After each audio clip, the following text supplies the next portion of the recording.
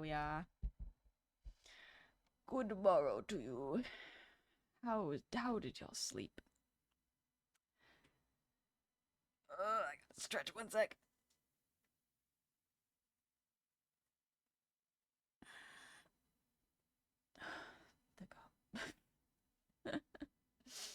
Nuh-uh. Nuh-uh. I did not say that. Nuh-uh. I did not. Good morning. It's not even that late, that early in the morning. It's like average time in the morning now, and I am awake. I'm awake. Okay, I didn't get a notification. Really? Silly.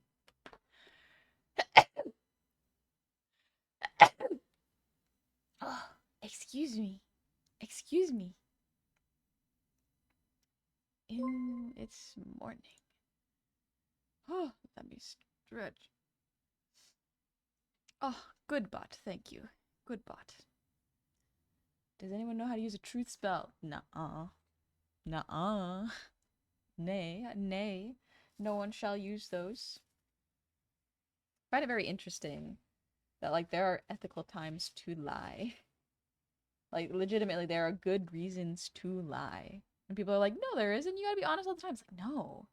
If a stranger asks what your social security number is and your address, like, lie. Like, lie. That's when it's important. That's when you gotta know when to not tell the truth. Plus, you have tissue. Thank you. Thank you very much. Oh, I did an exercise class last night. And so now I'm feeling sore. So that's good. It means we're growing and building muscle and maintaining good body habits. It also means I'm sore. So I'm a little stiff today. Thank you for all the redeems, Myth and Emerald. Thank you for the earwiggles.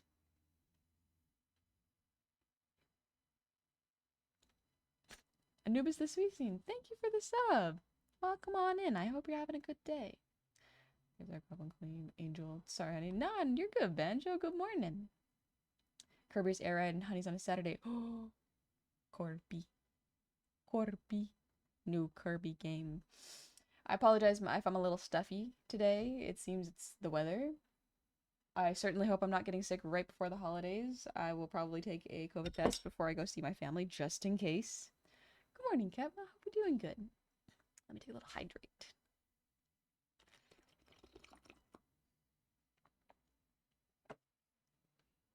Oh, I love water. Oh, I love water. My mom also takes exercises class. Not gonna lie, exercise classes at the rec center have been way better for me than going to the gym. The gym is fine. Don't get me wrong. It is fine. But I get really bored of the gym because I'm just doing the same exercises every time. And it's very meh socially. So going to the rec center and seeing a bunch of other like yoga moms do it and yoga grandmas is very encouraging. It's very good. I like it because it makes me feel like, oh, hey, yeah, people exist and the world ain't so bad. Gotta remember that. It's also very nice because there are some like aunties there. And by aunties, I mean like people who would probably be like my aunt's age. Excuse me, I'm eating oatmeal. I got some like aunties there and they're like, oh, you're very good at this. Do you do Tai Chi? And I'm like, no, I do not.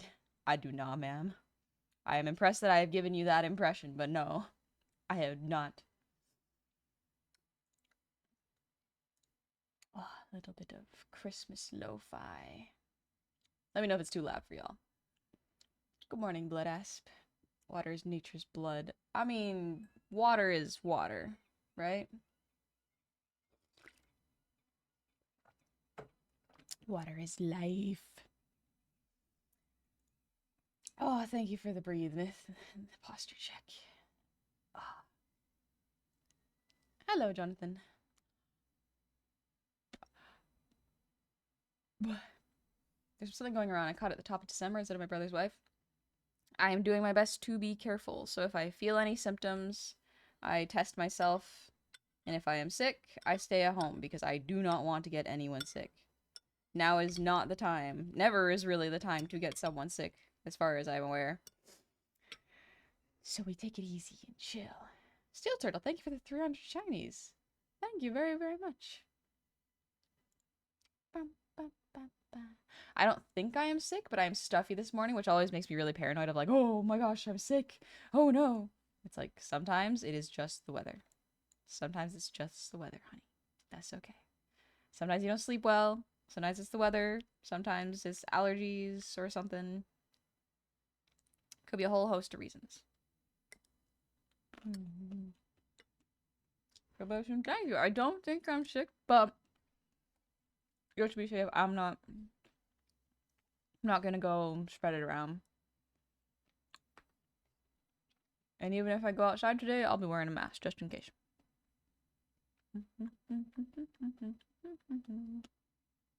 Love this robot vibe. We love this face. It's a good one. Feel better anyway, just in case. Thank you. Thank you very much. Welcome on in. Tis morning. Last night we worked on a lot of expressions. We did this one and this one. This one, honestly, this one's pretty funny. I do like this mewing one. This Grinch one is extremely fun. We have sad, happy, angry. That's a fun one. Anger is a fun one here. We did all the tester mouth shapes. There's so many of them, but it's important to get them out there. The eyes, I should probably thicken a little bit because they're not going to look like this when they're there. These are just kind of placeholders.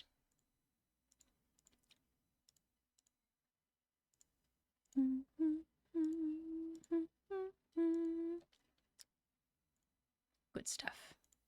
Good stuff. And then, last thing to work on before I send the refs to Shimron is the body expressions. So I'm going to do the body angles, meaning I am rotating the body so that we know what it's going to look like when there's the up angles and the down angles. Thank you for the like, Lego Dragon. And you're going to be a bit slow in chatting, honey, playing Fortnite. They recently added SpongeBob and has a pet to run around you. Oh, how fun. The deadpan face is great. That's a fun one. That's the neutral face.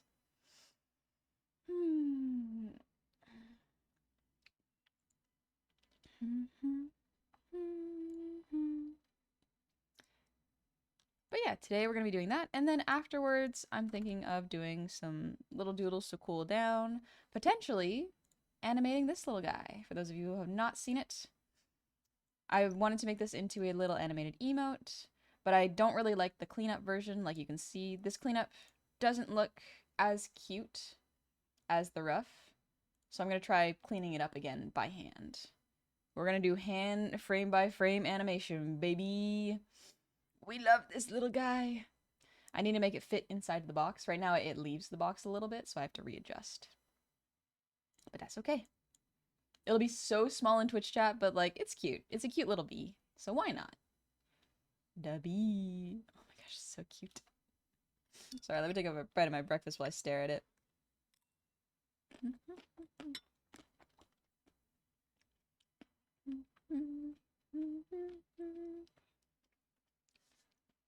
Hey, I hope you have a great day. I gotta go. My shift's about to start. Have fun, Drago. Have a good shift. I hope it's not busy. And you're having a chill time.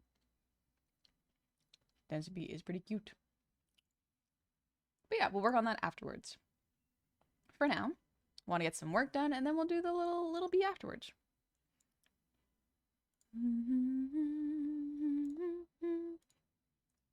There we go. You can see a little bit better now. Pepper, wish you very healthy. Thank you. Thank you very much. And thank you all for the level 1 hype train. That's very kind of you. So early in the morning, jeez.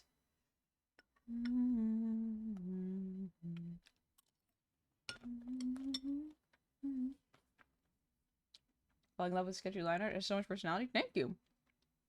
I literally was tracing the body so that I can really quickly shift it so we know what the angles look like.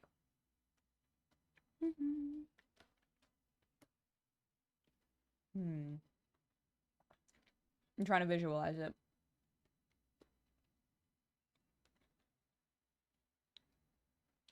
Okay. They would probably be pushed down a little bit.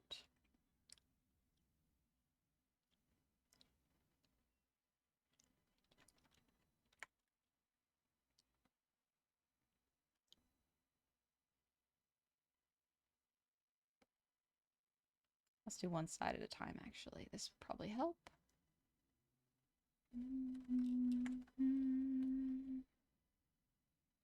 There we are. The shoulder's going down. We want to press it a little bit. There's a little distortion. And then we go from there. It's very, very subtle, and you probably won't really notice much until it's actually in motion, but it is a good thing to plot out.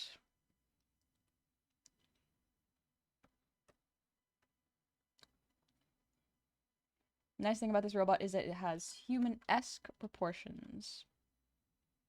Not completely human, but a little closer so that my brain can grasp it a little better.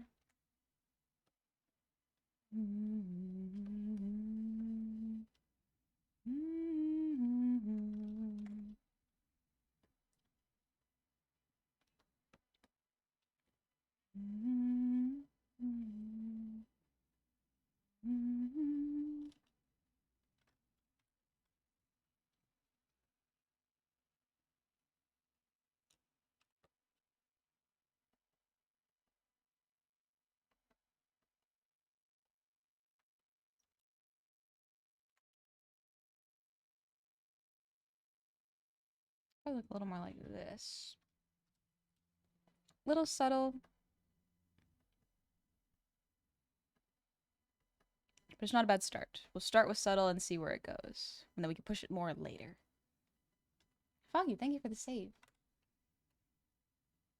Yeah, and who's your favorite static and serious character? Static? What is a static character? Because that's probably the first question I have.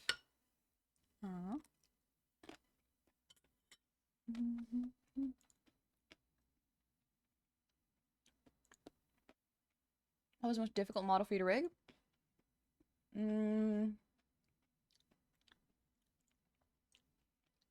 Probably the earlier complex models. So basically, I've only made 4 models with complex Z angles. To the point where I actually do not offer it anymore. Because it's so time consuming and complex. But complex head angle Z's is extremely time consuming with not as much payoff as I would like. I tried 4 different techniques for doing it. Was not worth the amount of time because it added an extra 3 weeks to the project for very little payoff.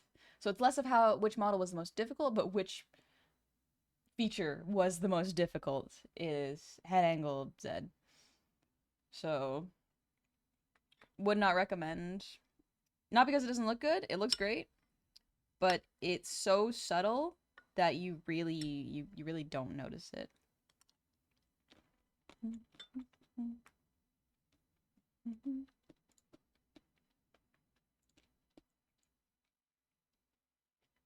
So that's why I simplify head angle Z's. Because it just works really well. This current model, this angel model you see before you, does have it. And it's pretty cool. But for the amount of work it takes to make it, not really worth it to do. Because you're not really gonna notice it that much. Like, I'll show you an example. And it was the lore of your tavern. Sorry to ask, just been curious. Not a whole lot of lore. Mostly just, like, stole an old lich's fortune to make it happen. In case you're wondering, I did not fight him. He was dead. Adventurers killed him, and as they were killing him, I was like, opportunity. Like, let me show y'all an example.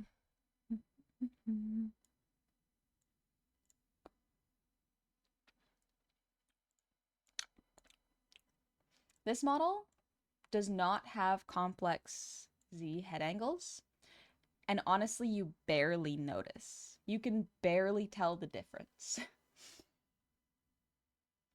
like the motion is still smooth, still well done. I need to re-rig the teeth because I rigged them too close to each other. I wanted to have the teeth touch a bit more, but I overcompensated, it seems. So, love cutie one, thank you. Thank you very much. But yeah, like y'all don't even really like even I barely recognize the difference. There's not too much difference. There are some like small fixes I want to do with this model, but yeah, for the extra 3 weeks of work, it's not quite worth it. It was a good experiment. I tried it 4 different ways, and then I was like, you know what, this adds too much extra time to the model. It's not worth it. Human jump scare. The other one that is really cute. Let me grab this one. This is kind of a festive-y model, just by the nature of it. Love this little guy.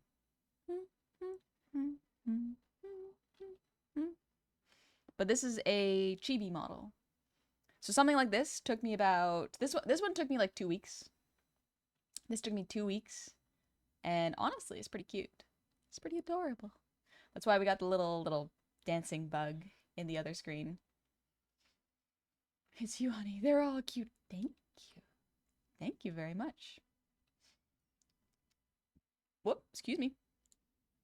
What the heck? Jasper, thank you for the 100 genies. Before I disevaporate, honey cute. God, I hope I can actually be back in time. Literally as I hit enter, my sibling tells me they need me to drive them places, so I might miss the entire stream. Anyway, hope to be back. Take it easy, Jasper, and drive safe. Drive safe. It is a dangerous time of year to drive. I had to call off work today because my new work boots destroyed my feet due to them not being broken in yet, so I'm soaking my feet in Epsom salt and hoping for the best. Oh my gosh, now you gotta drive your sibling. Take care, Jedi. Or sorry, not Jedi, Jasper. Let me take a little bite of my breakfast.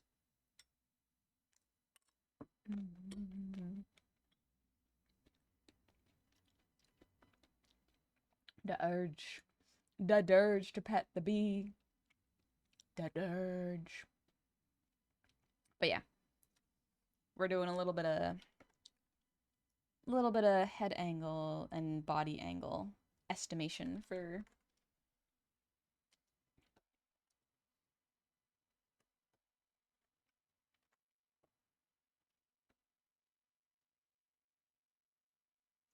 there we go.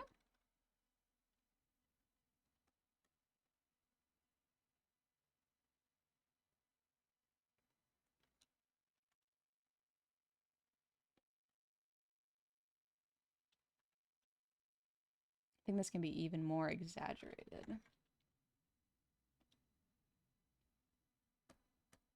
There we go.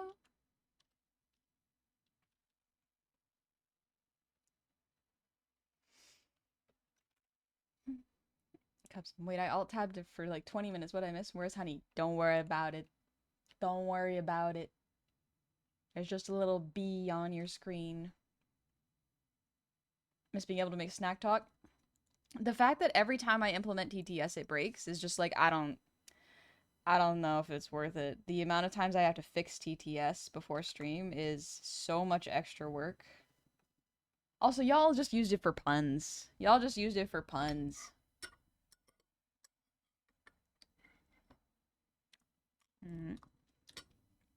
Hi, Power Artist. Been a bit. How you doing?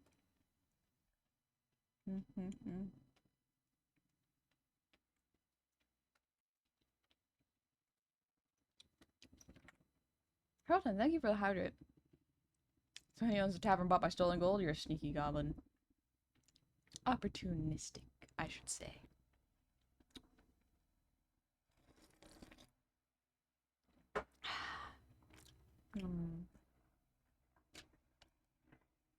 Thank you for the breathe, Hurlton.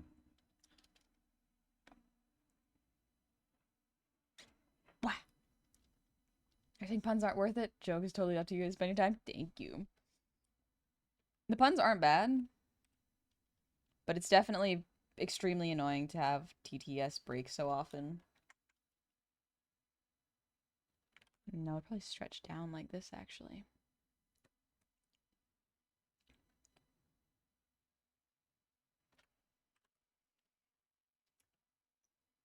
These would straighten out a bit, I think. Just a little bit. Not a whole lot because the rotation in motion wouldn't be there that much. Joke's on you, we can make puns without DTS. That's true, you can. You absolutely can.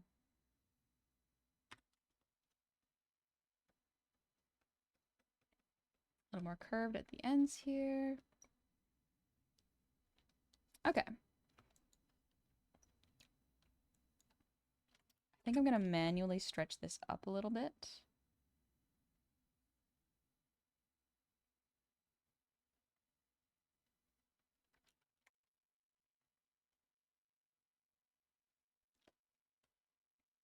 Okay, let's see.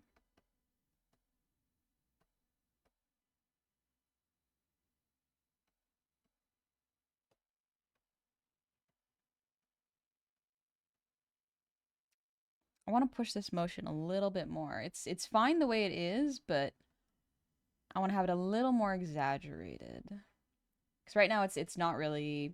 It reads as upward angle, but not as much as I would like. And I don't want to just move this up. Whoops. I don't want to just move the drawing up because that's fine, but it's not as fun.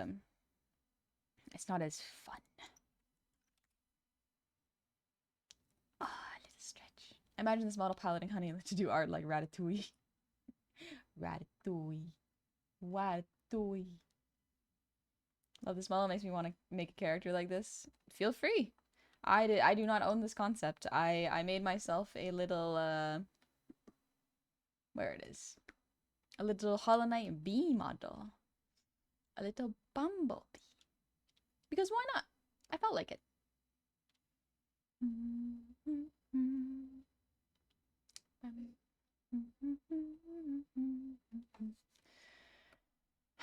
Honeybee. Honeybee. So I did actually start playing Silksong off stream because I was like, let me try it. And I got further than I did in the playthrough. And I have beef. I have beef with the game. So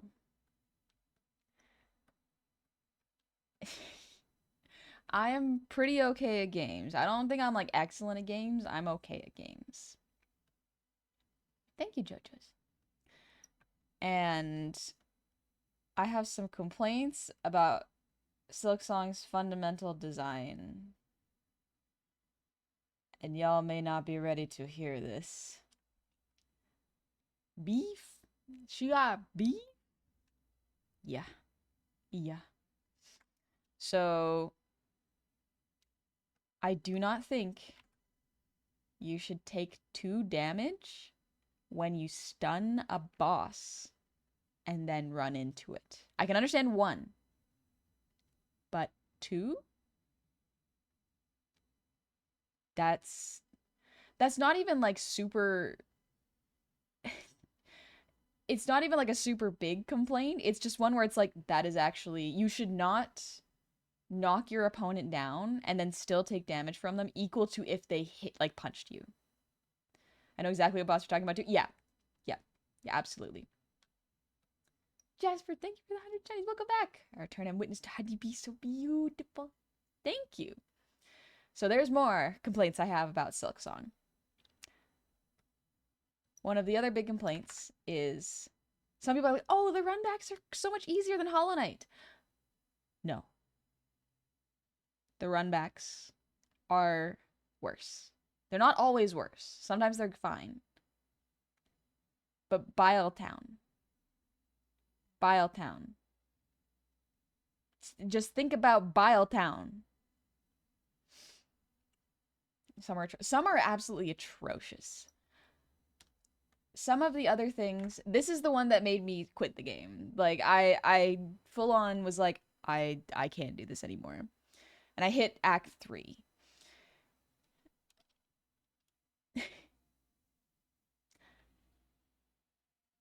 Why is there a gauntlet before every boss in Act 3? Why is there a boss in front of it? At this point, I think the game is more gauntlet than boss. It's more gauntlet than game, honestly. Like I was fighting Carmelita, I think it was the red ant one. And although the run back is not very hard, I have to fight a gauntlet every time before I face her. And she's a wonderful boss. Like, that's the thing. It feels like Silksong is afraid to show you their bosses. And I'm like, why? They're great. Have more confidence in your work. Stop putting gauntlets in front of your bosses. The gauntlets suck. The gauntlets are awful. The bosses are excellent. Make more bosses, less gauntlets. Goopy. I got sunflower seed in my throat. I spied the honeybee bloom. Welcome. Carmelita is considered one of the harder bosses too. That's the other thing. Is like, yeah, if you're worried about difficulty and because you advertised a difficult game, you're like, oh yes, it's difficult. And you add gauntlets in front of the boss is not difficult. The boss has now become tedious. Your game has become tedious, which is one of the most insulting things your game can be. When the game advertises high-paced and then makes tedium the reason it's difficult, it's like that is a very big failing of the game design itself. Oh my gosh, a bee! Hello, Zooch! Hello! I'm literally stuck on Crust King Khan because of his gauntlet. Yeah, I was like, okay, let's try Crust King Khan or whatever his name is. I don't respect him enough to use his real name. I don't respect any of them enough to remember their names, honestly. And that's really disappointing, where it's like, oh. Do you have a favorite boss? No. They're all gauntlets. Some of the bosses are fun, but here's the thing. I don't remember them. Because all I remember are the gauntlets to get there. And it's ridiculous. Here's the thing that hurts the most, is it is almost perfect. You just need to remove a couple gauntlets in a couple places. I don't mind some gauntlets. I mind that everything is a gauntlet. Seth is a good boss? I don't remember who Seth is. That's the problem. I don't remember these bosses. All I remember is the gauntlets. Such, yeah, I love hard games, but don't like punishing games that just revert your progress over and over. There is a difference between punishing games and tedious games. Dark Souls I would consider a punishing game, but a fair one. Silksong is a tedious game. Like, it made me go, like, genuinely, I would play this game if I learned how to crack my Switch. Because I feel like if I modded it, it would be better. This is a game where I'm like, vanilla, not good. If I modded it with a couple small things, mainly don't take do damage when you've stunned a boss. That's about it. There's also make their less pointless gauntlets. That's really, those are the only two. The problem is, that is everything. Those two complaints are so small. There's probably a third one I'm forgetting. But, like, those are the two main complaints I have, and they're everywhere. They are so baked into the core of the game that it makes the entire thing tedious. I know you're saying Crust King Kong, but I'm hearing Crust King Kong. Jasper, thank you for the 100 shinies. I 100% Silksong. I really wanted to love it, but straight up feels like it was designed with spite in mind. It never felt like it was designed to test my skill. It only felt like it was testing my patience. That's one of the big things is I don't know whether if this is because I'm getting older or because games are just changing in a way that, well, air quotes games. If games are changing in a way that up the playtime without upping the enjoyment. But I do not have time to do 50 gauntlets and 6 bosses. Here's the thing. I know there's more than 6 bosses. I don't remember them. I remember there being 50 gauntlets. Whether that number is real or not, that is how it feels. Hello, Cyberwolf. Welcome in. In my opinion, it wasn't worth the near 10-year wait. It was not. That is the most frustrating thing, is it was overcooked and underpolished. Like, there is there is almost nothing worse than a project being overcooked and underpolished. It is tedious. Your criticism reminds me of the NES-style platformers and side scrollers that prolonged the games by making it so tedious because their only game design reference at the time was coin-operated arcade games. Yep. We have grown past that. A game doesn't need to be 600 hours anymore. Like, I got to Act 3 in under 90 hours. And even then, I was like, I'm so tired. I'm so tired. This game has exhausted me. I'm curious about Act 3. And spoilers for Act 3. The fact that the environment changed, but only... So in Hollow Knight, spoilers for Hollow Knight, when you hit their Act 3, the main part of Dirtmouth becomes infected. And the actual creatures change their design and change what happens when you kill them. Like, very visibly, you can tell. With Act 3, the enemies stayed the same. They just suddenly get grayscaled down, have extra health, and 2 extra moves that are all the same. Sorry, 3 extra moves that are all the same. They're all uniform. What happened? You just added more tedium to another act. It's really, really frustrating. Like, I'm so sorry. Like, the unfortunate thing is, like, yeah, before this I was like, yeah, it's done when it's done. It's not done. It doesn't feel done. It feels like it needs to respect my time because it demands perfection when the game is imperfect. That is the most frustrating thing, is it demands me to make every single move done perfectly without the game actually being polished. You can demand perfection of your players when you release a perfect game. Because then again, not like they're gonna make new enemies in all damn map. Yeah, that's fair. But the problem is, like, it all adds up. It builds up. It becomes tedium. And it feels like it's wasting my time. It's not challenging me, it's wasting my time.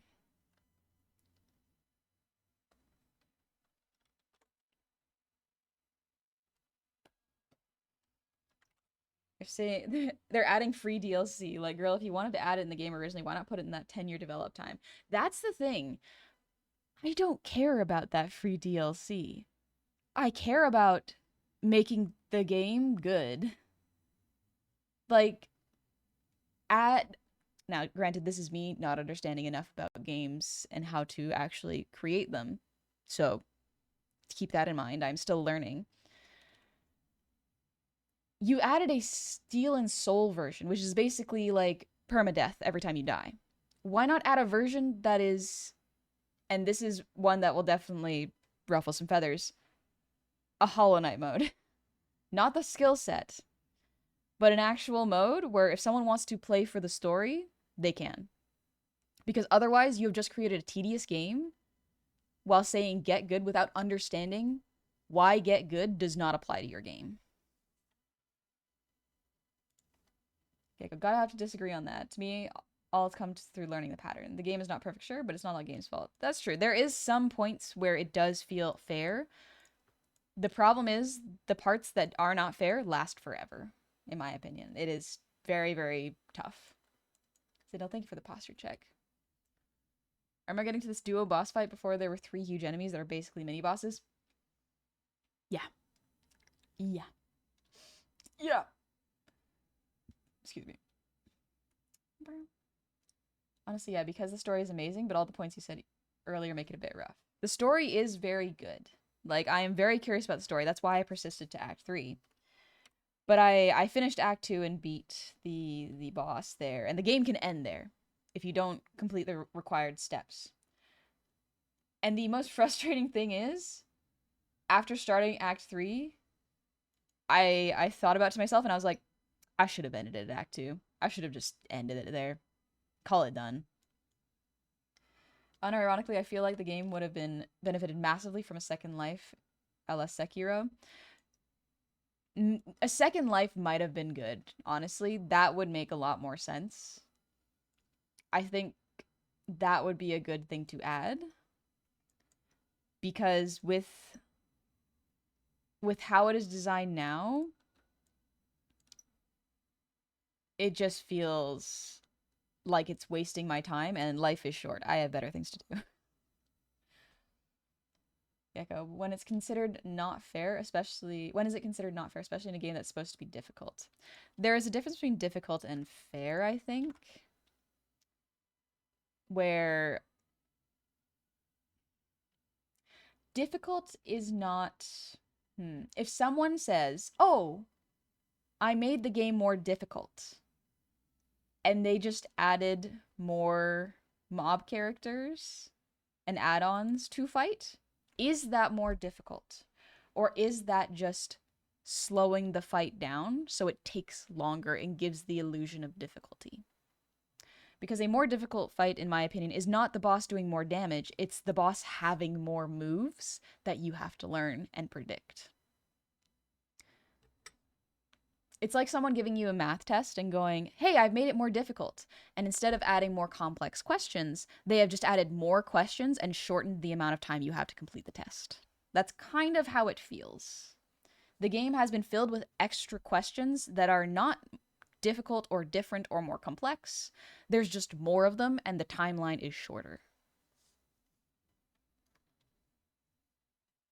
Dark Souls 2 Scholar, the first Sentai beef. If I could have more enemies. Let's see, is this a good one? I think this has to be straightened a bit more. Well, actually, no, this is pretty good. Hello, I'm starting my chibi VTuber again. Any tips for my sanity? Absolutely, yes. Here we go. Check out these two channels if you are looking for tutorials. And what I would recommend is going simple. Don't worry about too many complex things, too many complex toggles. Just make it work. This little bee model you see before you, she's only got 2 toggles. Bug and clothes. That is it. Don't worry about the amount of toggles. Just have fun doing it. Meta, yeah, like those tests where they're like, you have 30 seconds per question. Like, why? Exactly. Yeah. There's the thing that stings the most, in my opinion, is that Silksong is so close to being a near perfect game, but it fumbles it by trying to add the illusion of difficulty, which is just adding more things to fight with that are not diverse. It's adding more of the boring stuff and taking away time for the actually interesting stuff. Some people love it. Some people have beaten it and gone like, "Oh, get good. Like, you just need to get good. You need to step away and come back to it." It's like, yes, that is actually a very valid point. Stepping away and coming back to it is fine. Taking your time, learning the boss's movesets, absolutely. And I can also acknowledge that the game is wasting my time by adding too many gauntlets. Basically, it is just trying to whittle down my health and my patience so that I fumble at the boss level. It's basically an exhausting concentration game that is trying to wear you down before the actual boss fight has even begun. Why not let me see what I can do fresh against the boss, who is also fresh? Cyber, I really like Silksong from movement perspective. I love good movements in Metroidvania. The movement is fun. Like, I'll give you that. The movement is fun. The movesets are very interesting. I like some of the mechanics. It's all the gauntlets, though. Like, that's the biggest thing. If you remove the gauntlets before the bosses, or put a bench in between them, that's fine. It's the fact that you have to do the gauntlets fresh every time and then the boss. I can't get behind it. The problem is not really the fight in general, it's the fact it takes too long. It's the fact that it takes too long, but it's not a, oh, this takes too long because it's a patience boss. It's, this takes too long because I have to grind out the little enemies before the boss, and they wear my patience thin. Time is ticking, and I'm not gonna waste it fighting little bosses, little mini enemies in a video game when I want to experience the boss fight. Let us. Yeah, I felt at some parts I was streaming, I was just wasting time and was thinking, would this be fun to watch? Yeah, so I also hit that point where y'all got to see me stream the Thorn area. I think it's like Hunter's Field or something. And that's fine. It's a puzzle. Like it's a puzzle that's meant to teach you jumping, I guess bounce jumping, pogoing, but it does not reward you really for learning it.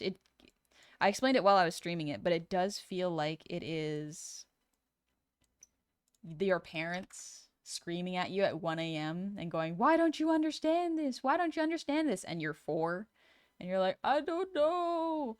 I don't understand. I'm doing my best." And then once you get it right, they're like, "You should have got it right the first time." And it's like, "Geez, what the fuck? What the fuck? Get out of here." Hunter's March, that's what it was. Thank you, Cyber. It's so close to being good. I don't even know if it's close to being great. Now that I think about it, it's so close to being good. That brought back some funny memories. Things to bring up in therapy. But yeah, like, I'll just turn 4. My conscience is still forming. Sorry. Yeah. Alright, let's do the down angle.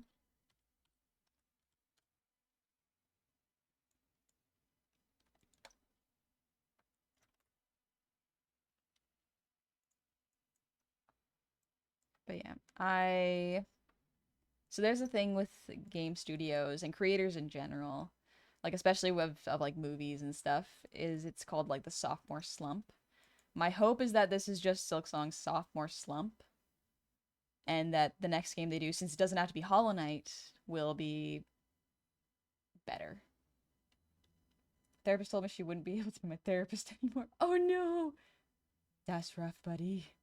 That's real rough. Good morning, Johnny. The frustrating part is the art is extremely good. The movement is really good. The environments are very fun. Oh yeah, that's the other problem I have. The environments are too complicated. It seems like they added a bunch of detail to make it look new, I guess. But there's too much going on screen, so it confuses your eyes, and it's just a mess. It's beautiful, and it's not really designed for a game. Whole lot going on all the time. Pretty much, yeah. There's a whole lot going on constantly, and not all of it is good.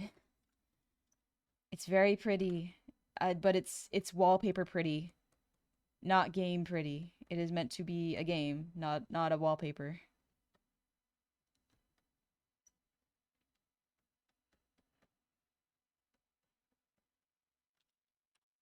That is my hot take on Silksong.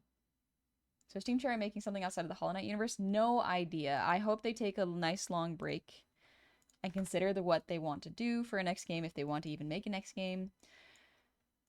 And I hope they don't take I hope they take the lessons they learned from Hollow Knight and not the things they learned from Silksong in terms of what to do in games. I hope they learn what not to do for Silksong. Because, like, here's the thing. They were under a lot of pressure. They were under a lot of pressure to deliver something amazing and spectacular because Hollow Knight was so good that it can absolutely get to you. Like, it absolutely messes with you. But I do worry that, like, because the game took so long to make, their brains went, it has to take a long time to complete. And it's like, no, no, no. Long play hours does not a good game make. Really do be a Dark Souls 2 situation. Perhaps, yeah. Dark Souls 2, now that I've been replaying, is not actually as bad as I originally thought. I definitely needed some time to warm up to it, and perhaps that will happen with Silksong. But I do have doubts, because Silksong feels a little different than Dark Souls 2. Dark Souls 2 feels like oh, okay, it's not... If I look at it as something that is not a sequel to Dark Souls 1, it works a lot better. It is not shackled by the Dark Souls name, you know? But Silksong, even as its own thing, does not work for me. There are too many things that feel unfair and unbalanced for me to go like, oh yeah, this is a good game on its own. I always try to be really careful when I use the word unfair, because if used improperly, it can give off the idea that it's just like, oh, I'm not winning, I'm upset about this. It's like, yeah, my skill might not be up to par for what it needs. But even outside of that, there is a lot that just is not enjoyable, you know? Now introducing Hollow Knight Warriors. Not gonna lie, I do want a Hollow Knight themed Muso game. I don't know what a Muso game is. Is that like Hyrule Warriors? Maybe you just need a break from Silksong, and when you go back to it, you'll not be frustrated by it. Maybe. But here's the frustrating part. I am in Act 3, and I do not have good memories of it. It is all fluff. All of the good is fluff, you know? It's the, oh, look at how cute the caravan is. Oh, look at these cute little quests. And I do enjoy the quests. I think the quest system is really cool. Like, it adds some new things that are really, really good. But then it also adds tedium that is gauntlets. It's awful. Kevin, thank you for the earwiggles.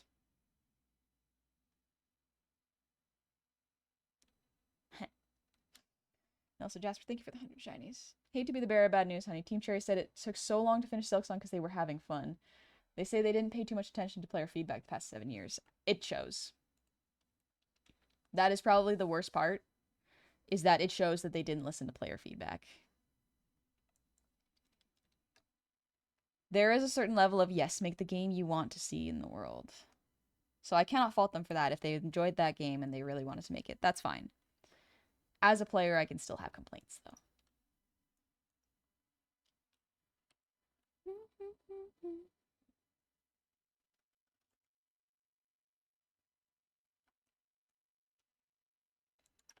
Thank you for the save, Flaming Way.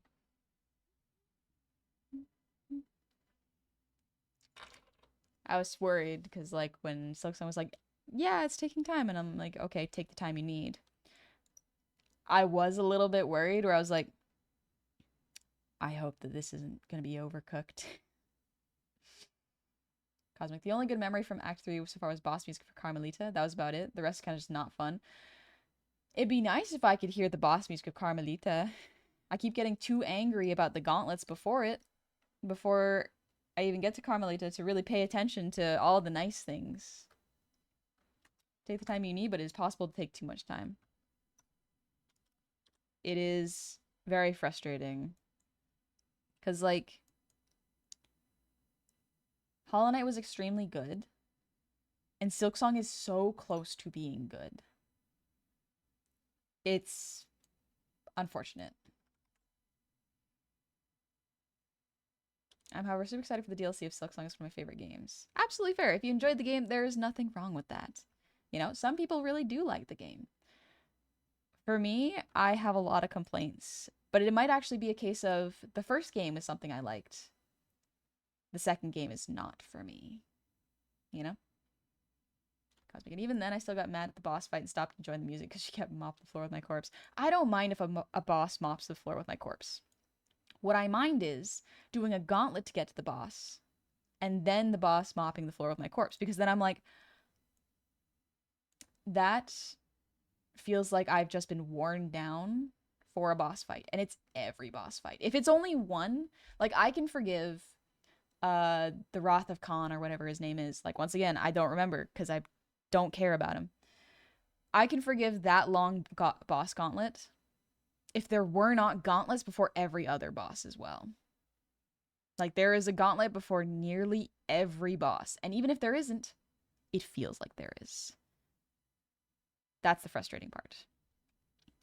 Is like, even if you show me the numbers and going like, there's not actually that many gauntlets, honey, it's like, doesn't matter. It feels like there are.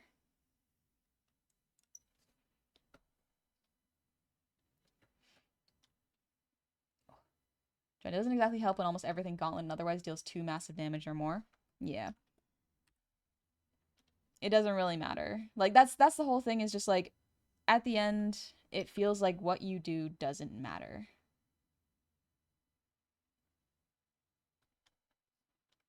That's a shame. I probably want this up.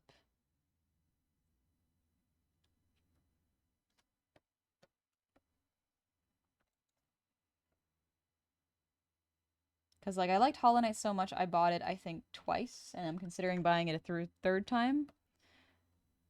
But Silksong, had I not played so many hours of it, I might actually have returned it. There are very few games that I return.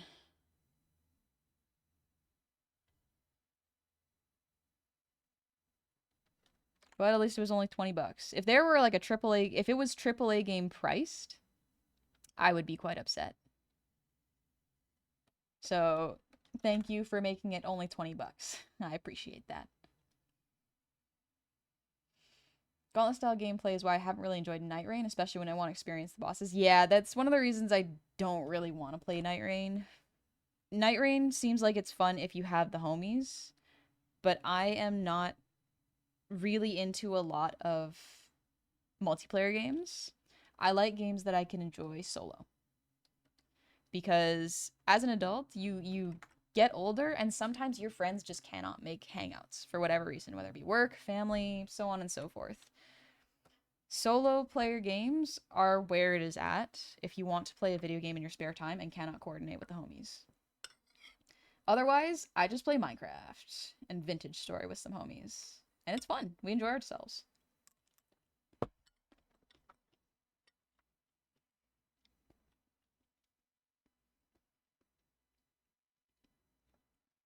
Cyber, there's this crazy platform challenge on the way to the boss. My fingies felt so strained by the time I got to the last judge on the Reaper to get her. Sometimes it gets really frustrating to travel through like a spike pit trap area before the boss because you can actually feel your fingers getting tired. It's really frustrating. Basically, they took Path of Pain and made it the entire game.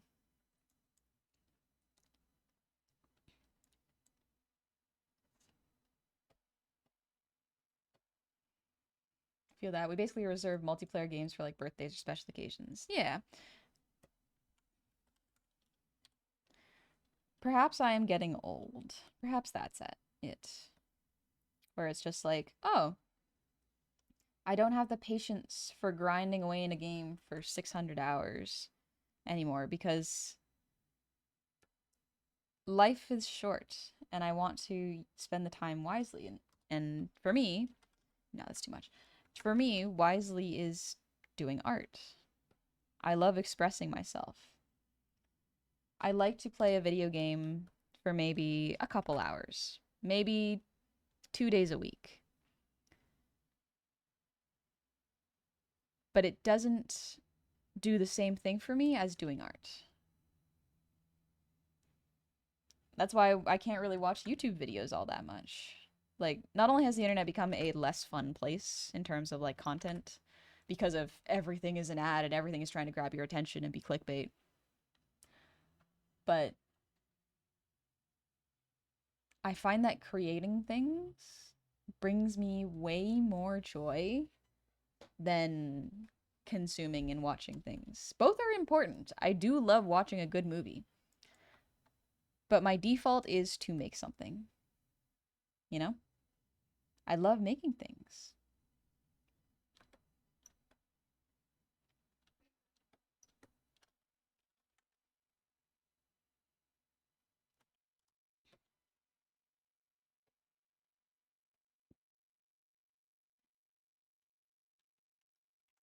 Hey, totally valid. Why would one want to subject themselves to something that doesn't spark joy the same way as something others do?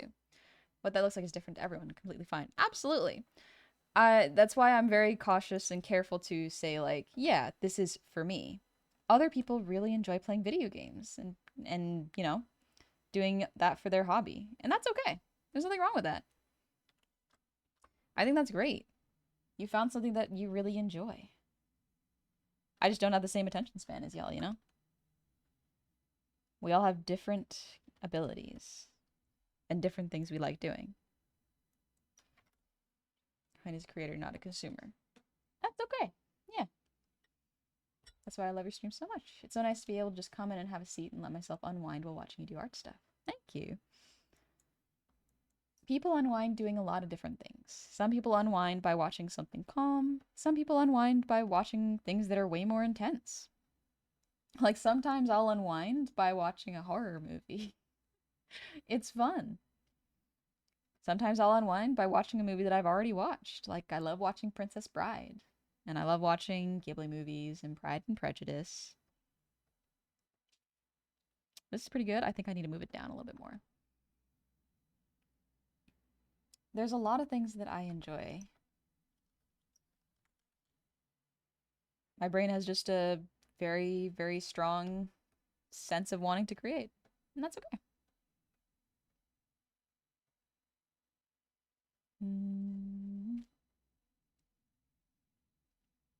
Princess Bride, a timeless classic. It's good.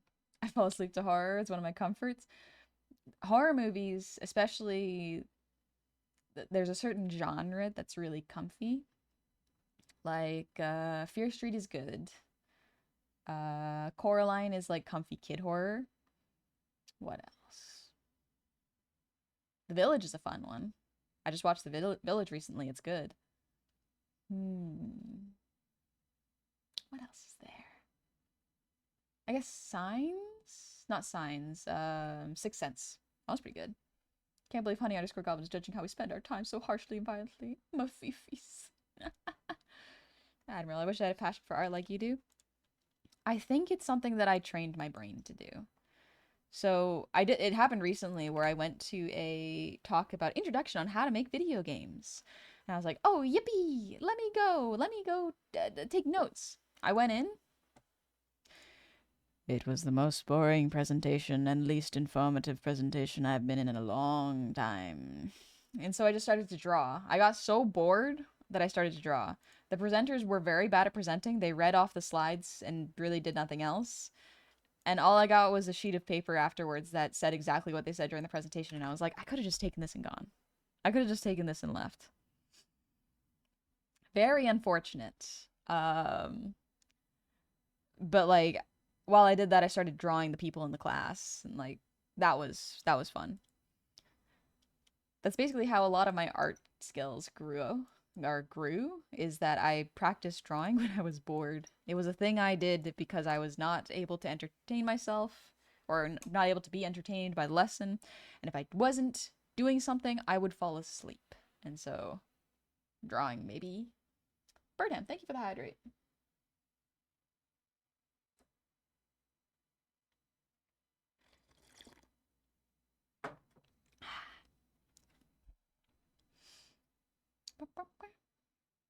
Are you drawing armor?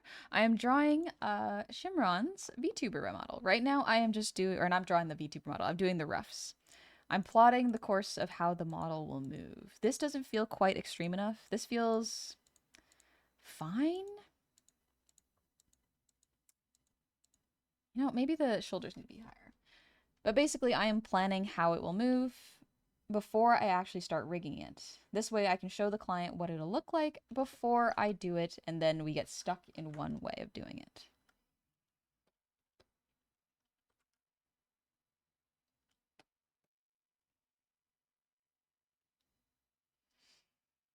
Did a lot of daydreaming. Daydreaming is fun. Daydreaming is quite fun. Admiral, thanks for the posture check.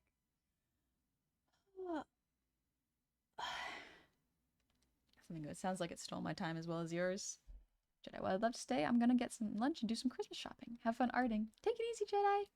Good luck Christmas shopping. I hope it goes well. But I get it. I always need to be learning constantly. Need an idea to chew on. I love learning. It's so much fun, and I've started to do it more recently. Yeah, this feels a bit better.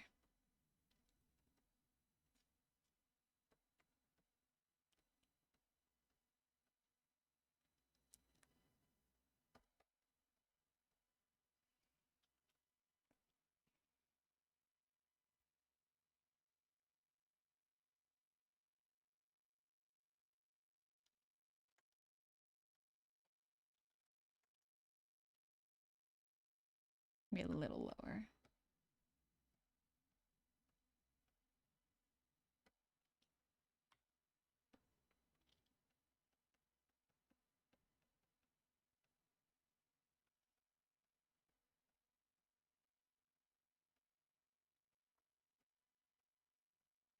That looks pretty good. Okay. And now we do the lefts and rights. Well, I guess the tilt. Would you do a critique of model designs? I think that's kind of a risky thing to do, quite honestly. So technically, there's a very interesting thing with VTuber models that are different than character design. Character design is part of it, but not exactly the same. So VTuber models are very personal. They are sometimes the way people want to be seen online. So the rules of character design don't always apply, such as composition, silhouette, color, you know? Sometimes those things don't actually matter when it comes to what you want to represent yourself. Some people really do want it because they want a strong sense of branding. But some people are very attached to their designs, which is fine. But it does mean that they sometimes are not willing to hear what would need to be changed to make it a sort of marketable or air quotes correct character design. Some people whenever they do like, oh, here's a design critique, submit your characters or your VTubers and I'll critique them on stream.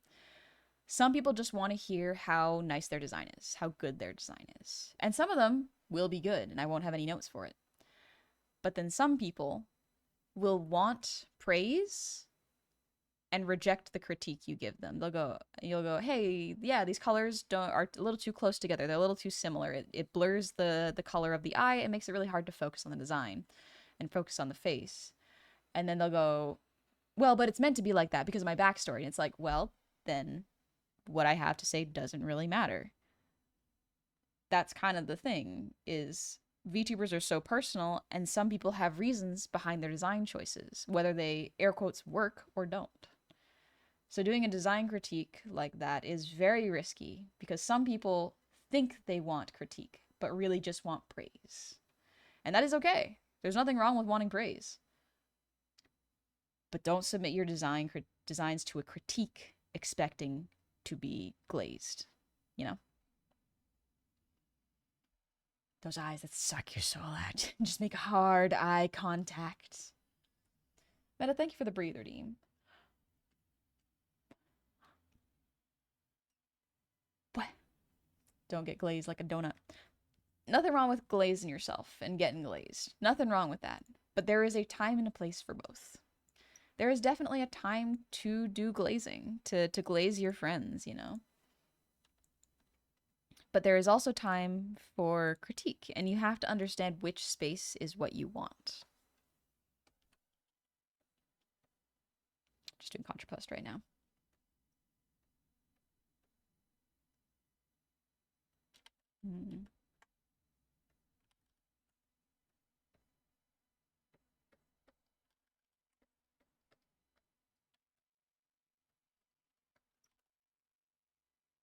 Very interesting, thank you. Yeah, no worries. Roast your art session. Yeah, there's nothing wrong with like having particular tastes in your character design, but like you can't put a streamer on the spot like that because it feels like a trap. That's why when people do it, they either play it up and be really, really harsh on everyone's designs, or they're really, really nice to everyone's designs, you know? I remember seeing a video about VTuber critiqued others' models, but actually just straight up berated and made fun of the designs, showing they had no understanding of color composition. Yeah, that's the other thing is, I am not an expert on all things design. I can only really go, these are the things that I would adjust. But here's the problem with that, and I'm very aware of this, is if everything is to my tastes, everything is maybe going to start looking samey. And when it's your OC and not mine, you probably don't exactly want it to look like all of my OCs. I try to make my OCs different shapes and diverse because that is an important thing to remember when you're drawing. But if everything was to my tastes, everything would eventually look kind of boring. That's why I like when VTubers are to your own tastes. I like seeing how people choose to represent themselves because that is way stronger than going like, oh yes, this design is ideal or this design is good, you know?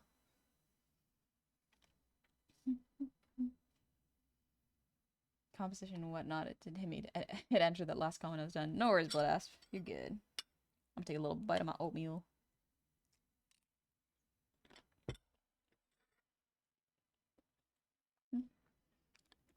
But yeah.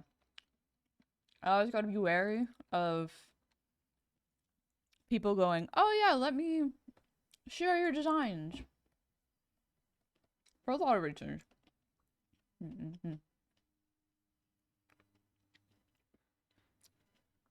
Because sometimes, and this is not necessarily a bad thing, keep this in mind while I say this, follow me here, it is engagement farming. It is getting audience participation. This is good. And it can be a lot of work. Because there's no way you're going to be able to review every single design that gets submitted if you are a big streamer or so you have a big Twitter, you know? Hello, I'm on a smoke break and want to check you out. Hey, Tiberius, how's it going? Hope you're having a good one. Also, I forgot that I'm still a bug. Get me out of here. Get me back here. There we go. Back to normal. There we go. A fun comment. Thank you. So it's gonna be always a bee. Return of the creature.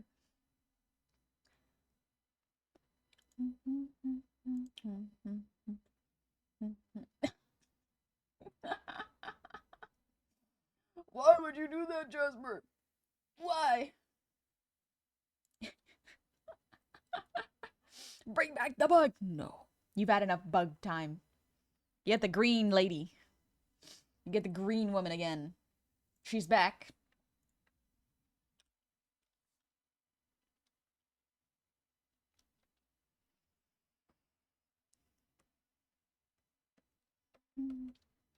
I'll type for 20 minutes in Honey's bag. What?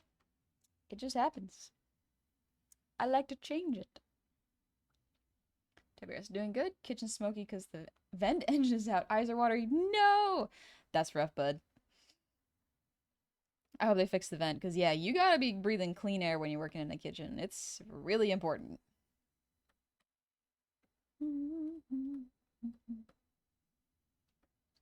Alright, that's not bad. So we'll do this.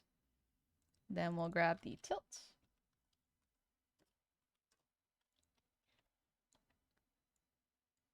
And we'll do it with deforming. Okay. I fucked up evil. That bug was load-bearing emotional support.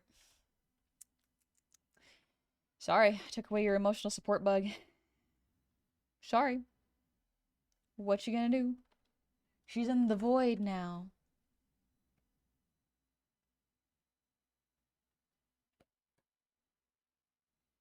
There we go. Especially fried chickens and jalapeno poppers. Love making pizza. Ooh. That's some good comfort food right there. That's comfy food.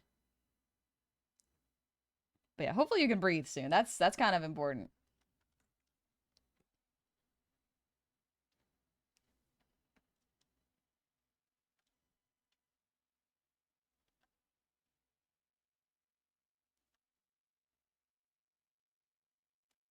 There we go.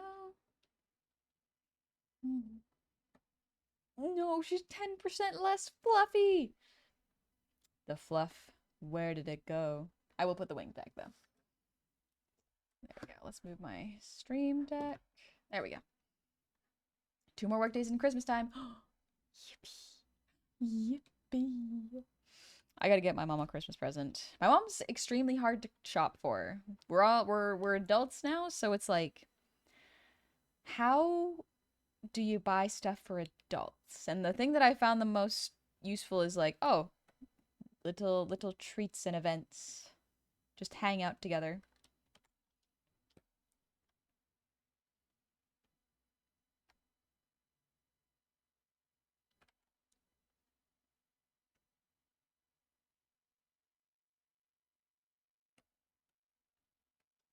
Honeycomb VTuber socks. Give her some merch. No, that would be the strangest thing ever to get someone. I could not do that. I think I would embarrass myself if I did that. Here, have it. It's me. I worked on it. It's just like, no, no, no, no. No, no, no. We ain't doing that. We ain't doing that.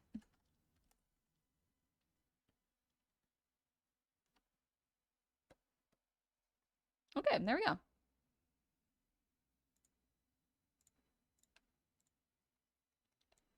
Little tilt.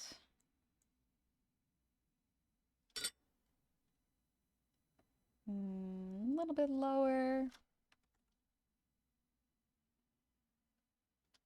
There we go. I think that works better. I'm gonna get Honey her own merch for Christmas. She'll never see it coming. Chat, don't tell her. She'll never see it coming. Oh, my brownies and tournament of Christmas trees. That's cute. Got my mom some gifts from a Tibetan store we love, along with some expensive chocolate for the rest of the family. Ooh, that sounds lovely.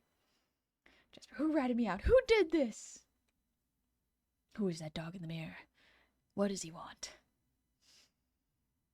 Meanwhile, I don't watch Twitch a lot, so I don't remember following a bug, but I shrugged it off because I was enjoying the vibes. Then it was, oh, it's you, the goblin. I remember you. I remember this one. This silly little guy. My parents told me not to get them anything, so I got them a couple small gift cards. Anything more than they might get angry. They said they weren't doing presents this year, but they said that last year we ended up giving me something anyways. They gotcha. They gotcha. All right, I think that's pretty good. I've got all the body angles right now. Got the down, got the up. Let me circle them because that's what I like to do.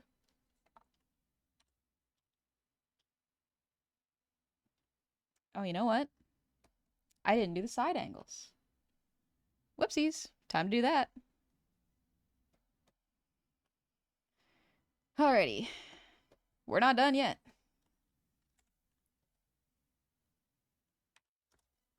Good catch. Yep. I gotta remember to do that.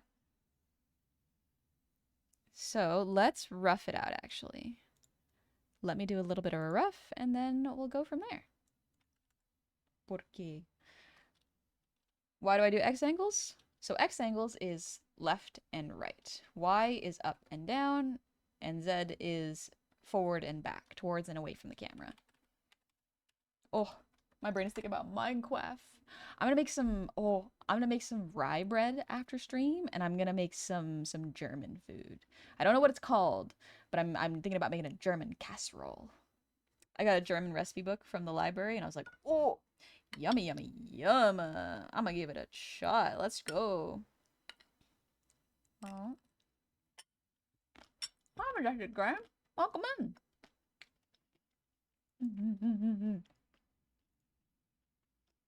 Happy 10 months.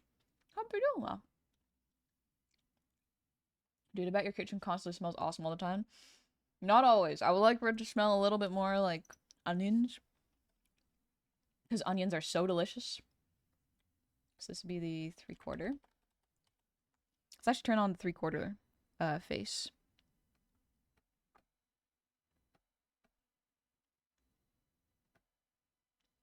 There it is.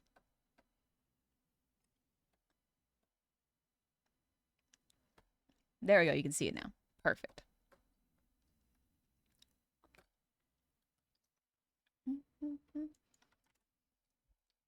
Welcome in, Majestic Crane.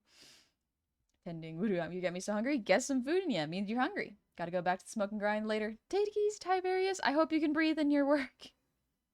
What goes into a German casserole? Really a lot of stuff. A lot of sausage, cabbage, sometimes sauerkraut, different vegetables. It's pretty good.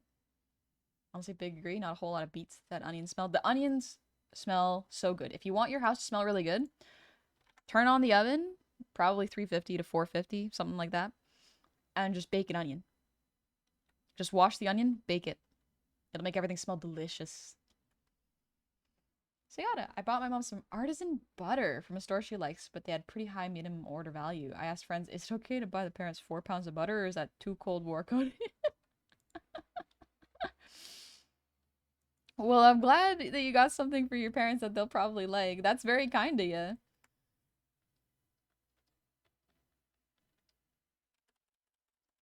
Hmm. Let's copy this.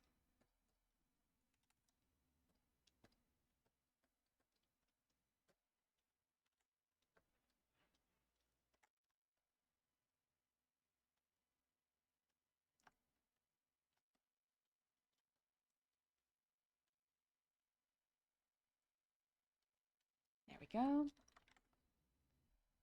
Mhm. Baked onion with salt. Ooh, onion.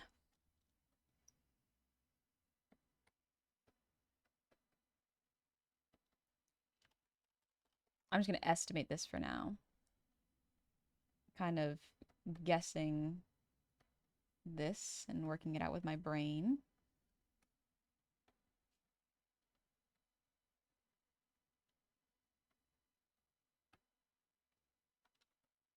I'm using my brain. We're using it. Doing tacos tonight. Ooh. Now we got chicken to grill, but I'm hoping we have chorizo. Chorizo. So salty, but so good. Monday, I'm gonna make Christmas cookies. I might go shopping tomorrow because I want to get ingredients to make gingerbread cookies. I want to make them fish shaped because I feel like that'd be cute. Because like gingerbread men, very cute, but like fish decorated with icing and like some candied fruits could be fun.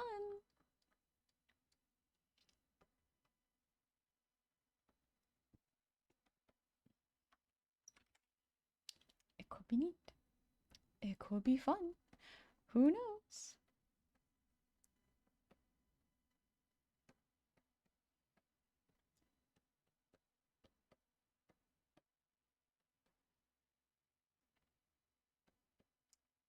Glad they had some other stuff besides butter, so I ended up getting them Black Forest ham, prosciutto, and brie as well. Ooh, that sounds like a fancy place. That's some good stuff. Maybe that's what I'll get my family. I'll get some, if I can't figure out anything, I'll get them some cheeses. And some wine, maybe? My family's not much for drinking, so that's a little different, but we'll figure it out.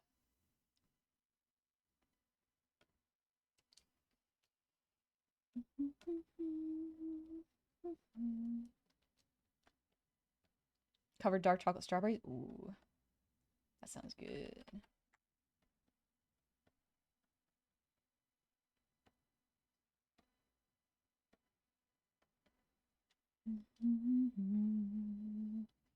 No, I'd love to be gifted cheese. I like cheese. It's pretty cool. It's pretty delicious. It's delightful. Hmm.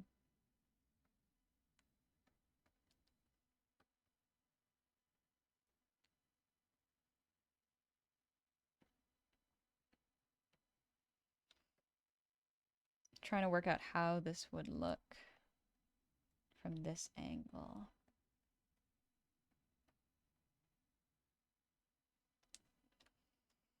Personally, one of my favorite things to cook lately is buzzard bites, turkey meatballs from the WoW cookbook. Ooh, that sounds good. You're delightful. Thank you, Jasper. Oh, a little stretch. Oh.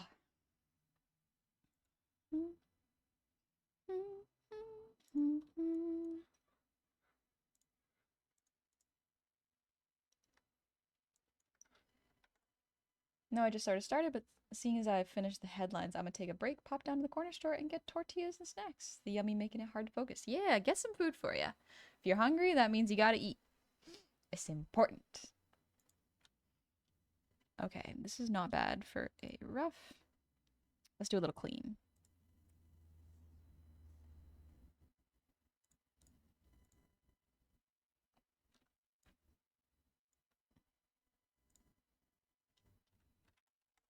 Maybe I'll try rotating it and see how that looks for now. Hmm.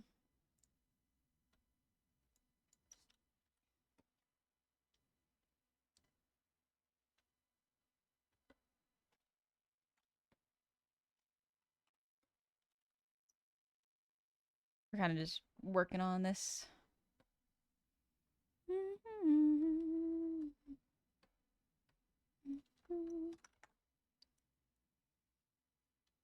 Cheese Cave would be up your alley. The Cheese Cave.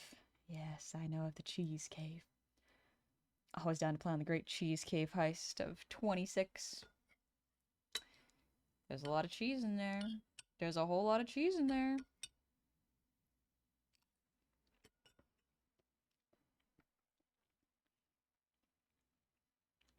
Not the biggest fan of cheesecake? Really? Okay. Not too sure. Cheesecake is very rich. I like it in small quantities.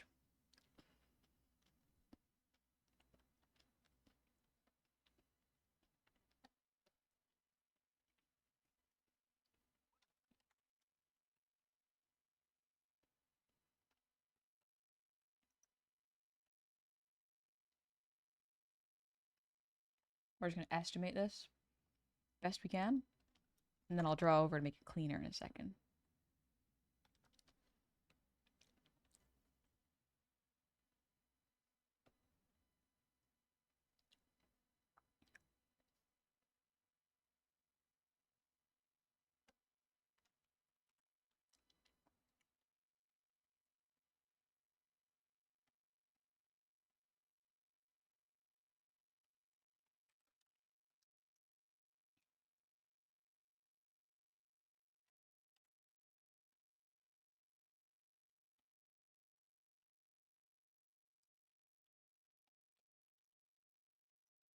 Hello, Jeff. Hey, hey, dairy fans. Hello. I hope you're doing well. Oh, thinking about Christmas cheese and crackers. Would be tasty. I'm lactose intolerant, so cheese just makes my brain go, you are eating poison. I'm in it for the heist and the love of the game. That's what the cheese heist is all about, baby. We don't gotta eat the cheese, we just gotta love it.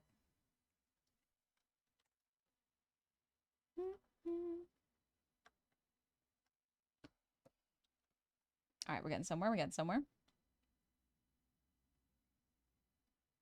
Probably be like this. Jeff, you wanna see something funny? Let me show you something funny.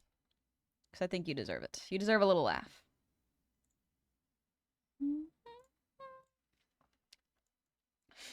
Check this out. Bam! Anyway, this is my favorite expression so far. Just a little laugh is a treat. What a... We love this. We love this little robot sneer smug face. It's good. Looks like a Roblox expression that sends me. Does this look like a Roblox expression? That's so funny. Chadbot. Nah, nah, nah, nah. This is Chad. This is Chad. I can kind of see it. It's pretty good. It's pretty good. He's doing the Roblox face. Do the Roblox face! Weird hypothetical. How much cheese fumes would a lactose intolerant person have to smell before it begins to affect them? I have no idea. I don't know if fumes affect them. Love this little guy face. Honestly, good stuff. Sad, happy, angry, but then like this one's a good one. This one makes me laugh. Smarmy golem knight. Fumes are just smaller particles. I mean, I guess. But yeah, right now we're just doing the body angles. I gotta do the 3/4, and then I gotta do 3/4 up and down. So that's the other thing is like after I'm done this, I am not done. I gotta do the 3/4.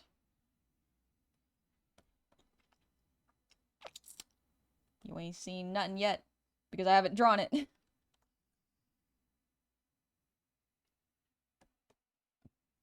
Excuse me.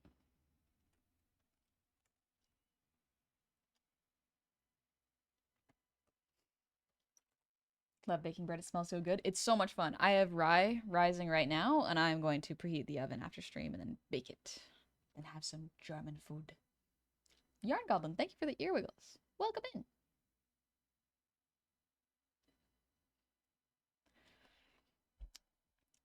Inhaling will only cause problems with lactose intolerance if you're inhaling it through your stomach. Oh, so it's only if you really eat it. So I guess it needs to go into like your gut bacteria. Because I guess lactose intolerance is different than an allergy. So if you're allergic to cheese, yeah, you might have trouble smelling it. But if you're just lactose intolerant, then it might have to go into your body. That's my guess, anyways. I am not a scientist. Don't take my word for that.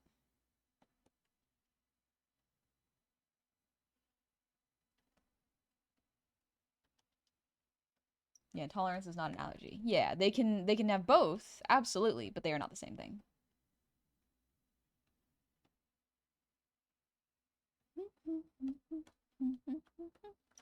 Lactose is a liquid. I guess lactose is a liquid, but it's eaten so often in a solid form.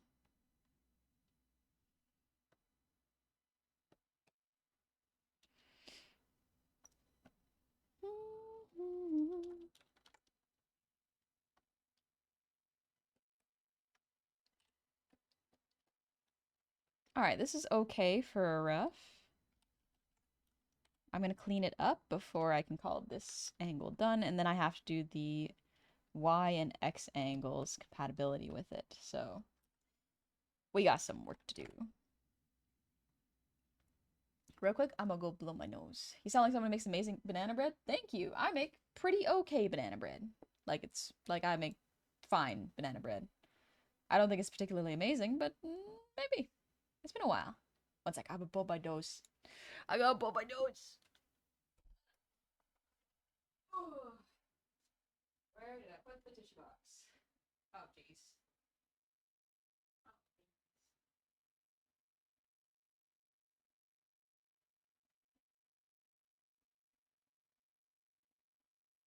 Oh, standing up every once in a while is good for you. It's so hard to remember to do, but it is good for you.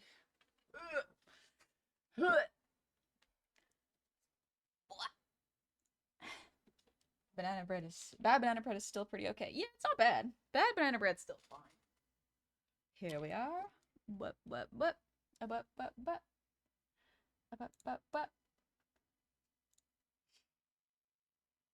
Ooh. Let me get my. Here we go. There we are. Jasper sent me some art and is like, roast me. And I'm like, no, I can't. No, I cannot. One sec. Where did. I literally just brought a tissue over. Where did I put it? It's on my lap.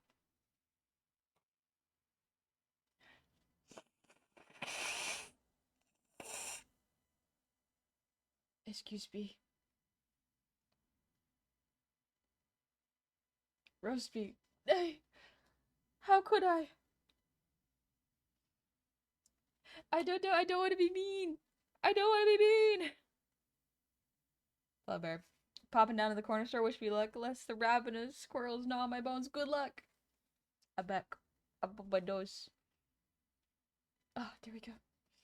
If you would like, Jasper, I can roast you. It wouldn't even. I don't know if it would be good because it would be a critique. You know? But I don't want to hurt people's feelings.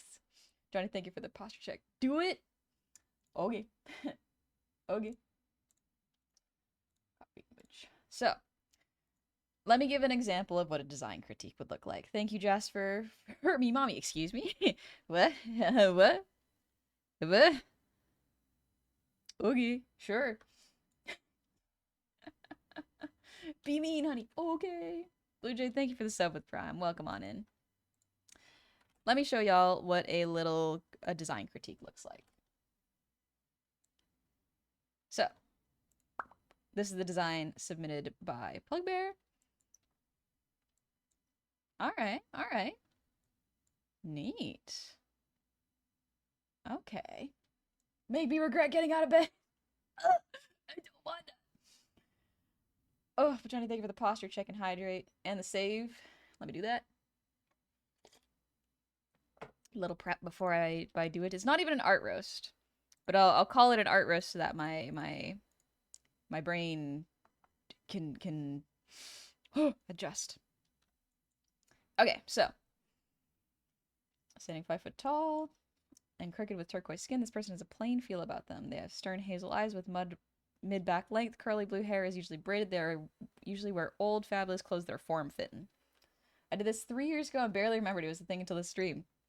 Sure. I could do that.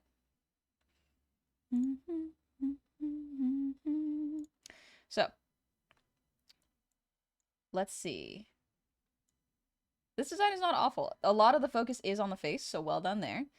What I would recommend for this design is not using pure white. So pure white is a very difficult color. It's not even a color, it's a shade, technically. Same thing with pure black.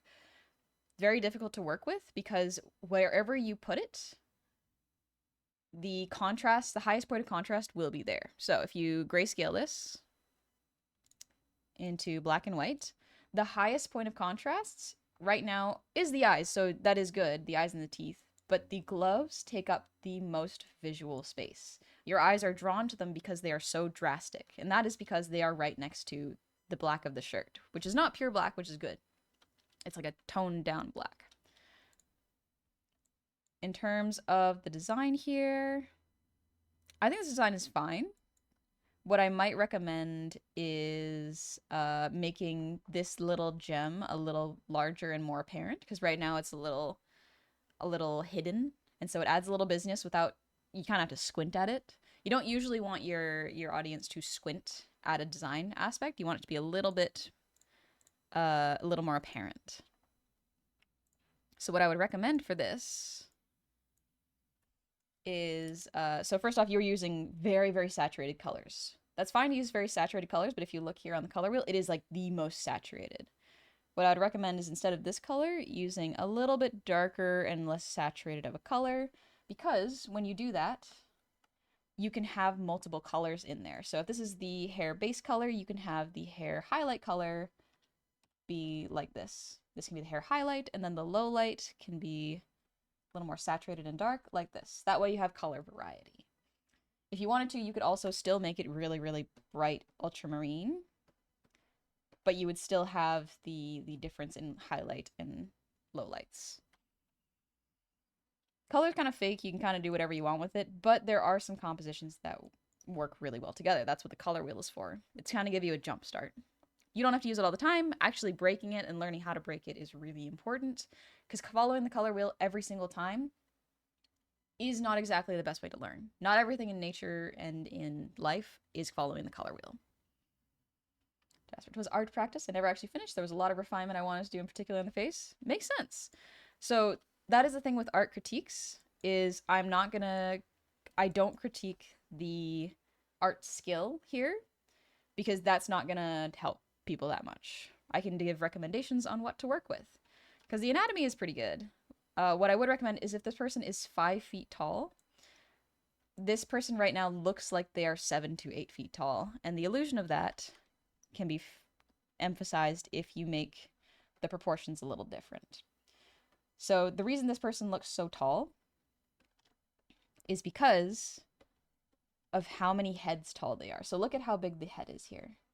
That is one head. So if we are to line that up here,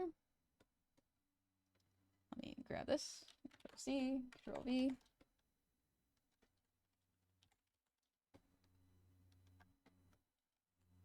I'm doing this very messily, so I apologize.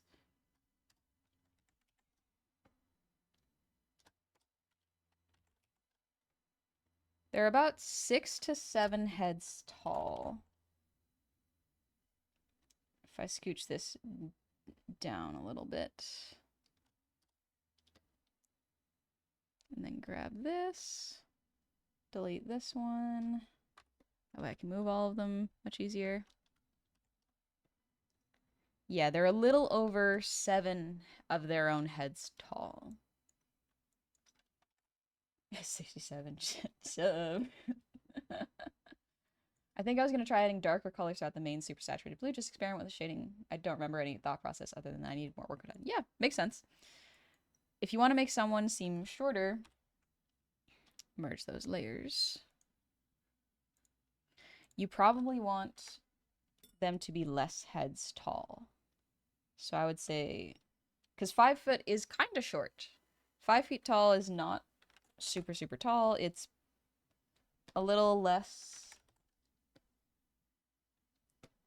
I usually go by amount of heads. This is not how it works in IRL anatomy. Usually there's a couple more heads. But what you do, sorry, I'm just merging the layers, is you would probably have the person be about this tall with their clothes like this. If they're still built and stocky, they could still have the shoulders be wide. And then the legs like this. This person already looks shorter because the proportions of the head to the body are much more exaggerated. The braid is absolutely fine. What I would recommend with the braid is it kind of looks like it starts from nowhere. So if you look at French reverse braid.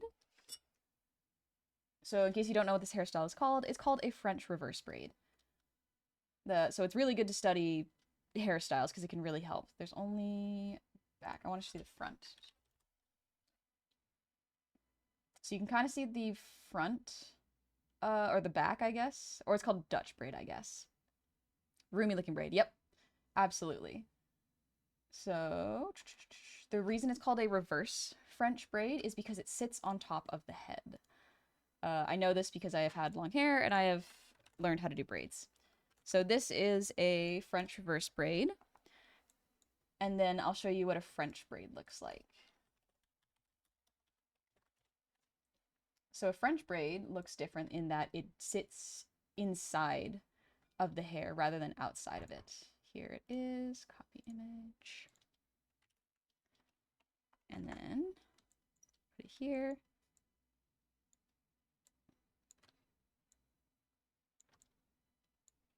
So can anyone tell the difference between a French reverse braid and a French braid, just from this? Thanks for the look, Artie. I fully had no idea what to do with the braid starting point, so I just hoped the best there. Only now I know this is the moment I do realize I could have looked up reference. Yeah, reference is great to use. So the difference between it, if you cannot see it, is that if I were to draw it just from the back of the head, so I'll draw it here and here. The French braid, just regular standard French braid, does not sit on top of the head. It sits in the hair. So it does not, it's easier to draw like this. But the French reverse braid kind of looks like hearts sitting on top of the hair. If you look at the scalp, you can see how the little wrapping parts here bulge out from the hair. Versus here, they flow into the braids. And they don't sit on top of the hair quite the same. So they flow in. It's a very subtle difference, but it's basically the difference between a roomy hairstyle and a ballerina at school hairstyle. One is in and one is out. Yep. So you have a roomy style braid just by the way it's going, and then it turns into a French style braid here. So that's the in-between. So for a roomy style braid or Dutch braid, it would kind of just look like hearts all the way down. Like if you look here, you can see the shape is very much hearts all the way down. They interlock with each other and slowly get smaller until they reach a tied off point. This one does the opposite. It's hearts the opposite way. It's hearts right side up, and then it ties off. That's the main difference. They're drawn differently. That's why Rumi's braid is so much easier to draw, is because it sits off of the head rather than is braided into it.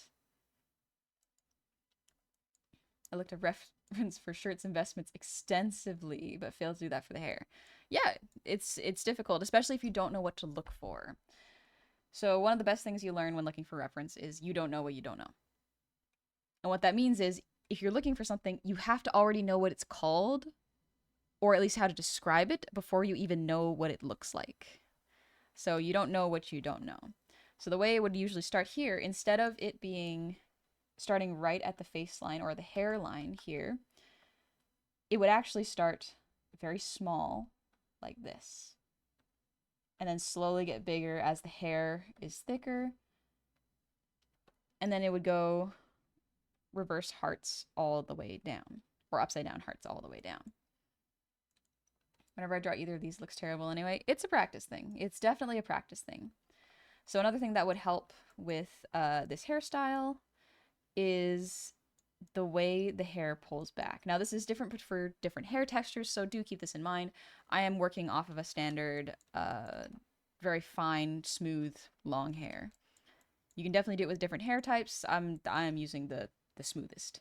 So you would actually have it kind of curl like this. It would get pulled both to the top of the hair here and to the back of the head at the same time. If you look here, the hair is pulled at the top of the head, into the braids, and the back of the head. It's kind of both. It does sort of a curve like that.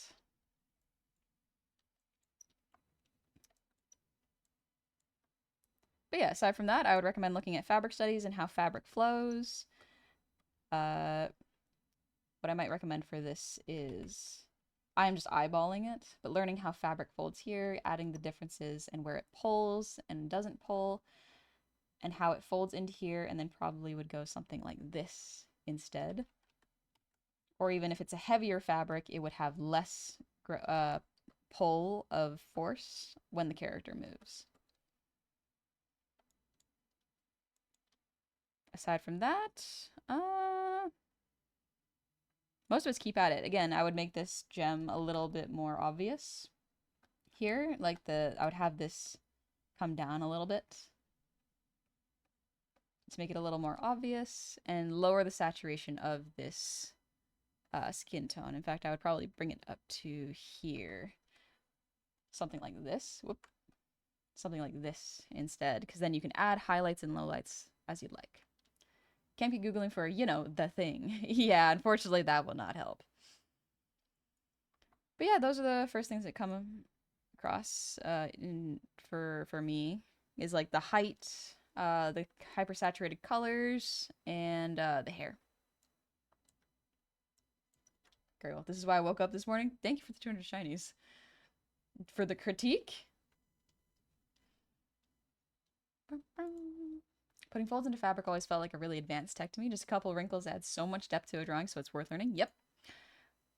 Learning how to do reference is really important. Oh yes, one last thing is for this, I would keep in mind what the volume lines are like, because these are straight across right now. And they will probably go like this. They will probably curve kind of like a cylinder. Think of boots like cylinders at the tops. So they will probably have curves here. Be big object? Good idea. Good idea. Oh, a little stretch.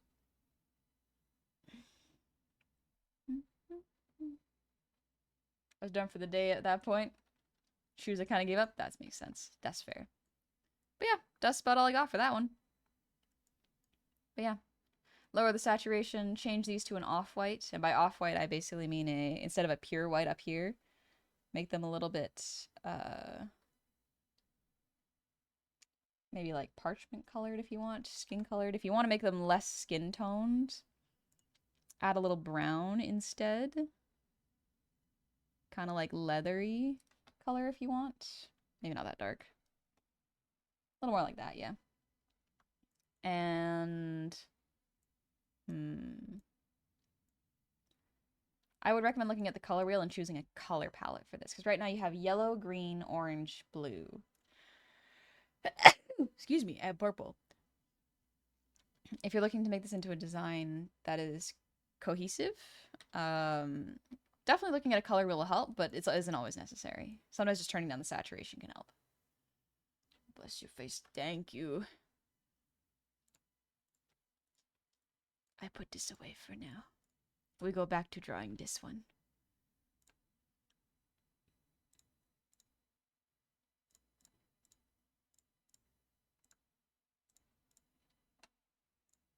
Alrighty. I'm gonna have to manually draw this one. Okay. Didn't mean for this to take over the stream, just wanted it to be super quick joke. Yeah, no worries. That's kind of the reason why I can't really do a full stream of it. Because I go very into depth, in my opinion. Like, I take a long time to do little reviews. It's not just a, oh, nice this, change this. It's like, no, here's how you can actually adjust this. Here's what references to use. Like, make sure you keep these in mind, study this. It's very specific advice, which can be very intense, but it's meant to help people learn, you know? Like when you get in depth and detailed. Thank you, I'm glad. Love the look of this design. This one's really fun. The art was done by Pigeon Child. I did not do the art for it. I also went with white because this person is from nobility and they have the thing about pure white. Though 100% see what you mean about the contrast, so I might make a different color to complement the outfit. So that's the fun thing about color theory. You can make something look pure white without actually using pure white. The trick is to add shading to make it look darker. For example, this is pure white. Let's change the pencil. Pure white.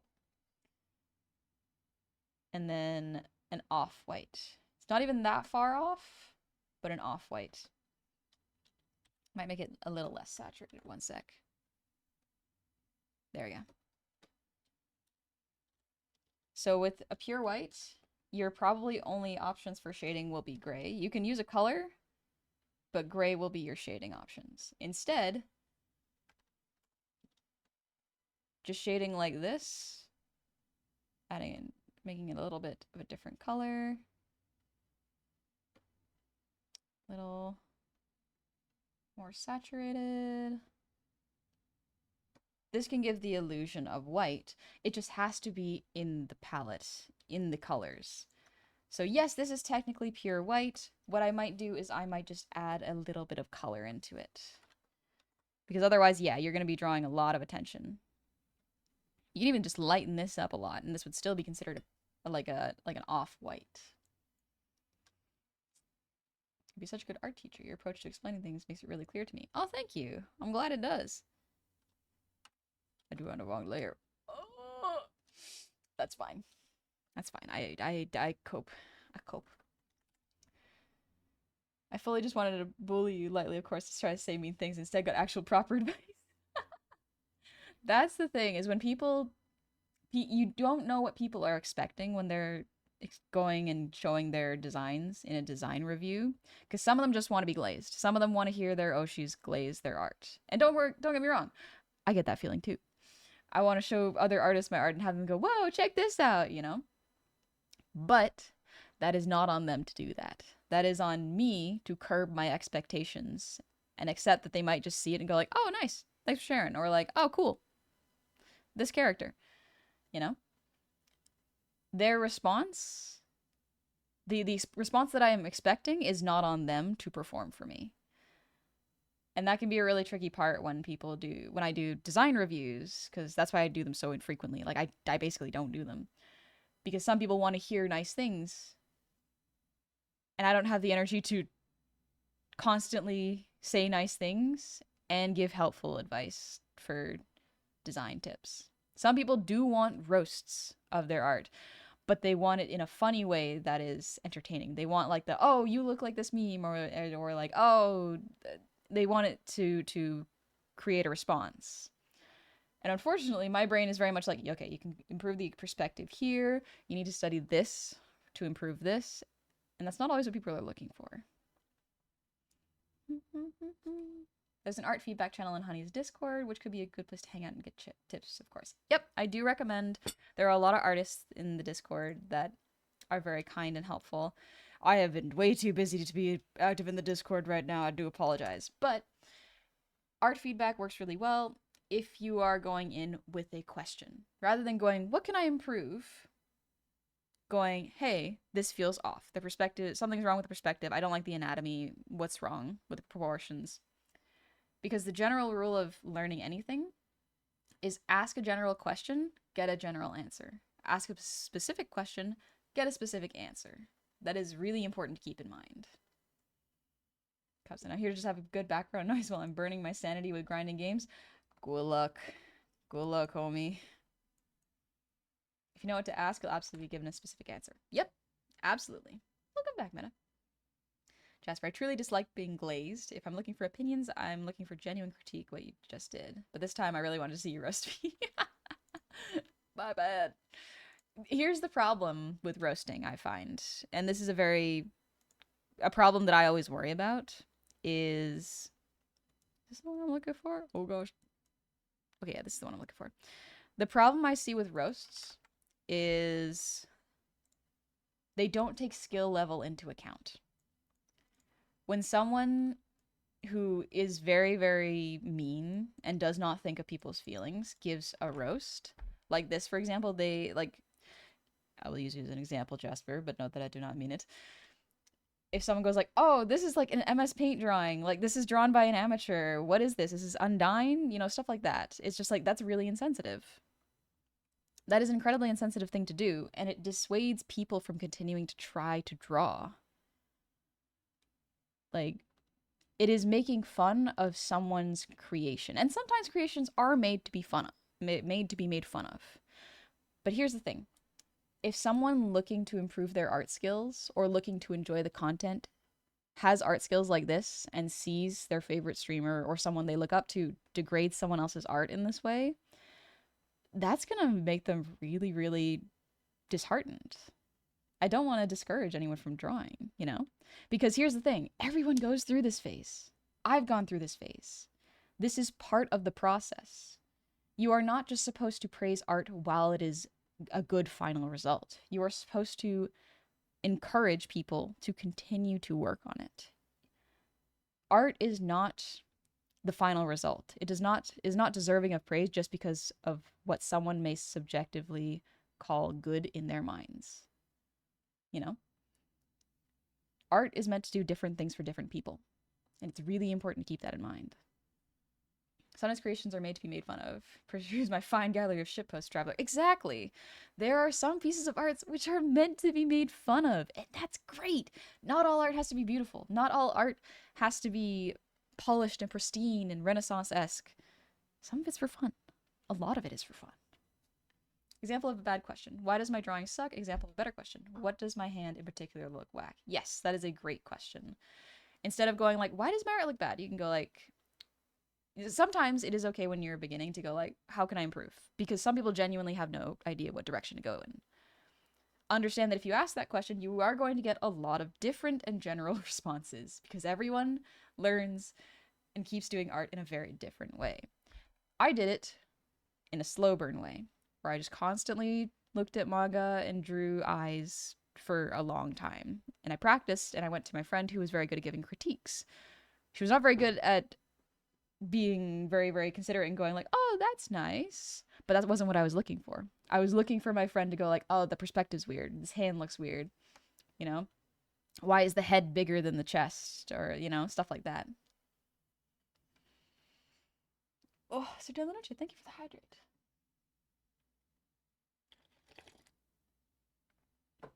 Like with this guy, I'd be, look at this dweebus. What's he afraid of? There's nothing there.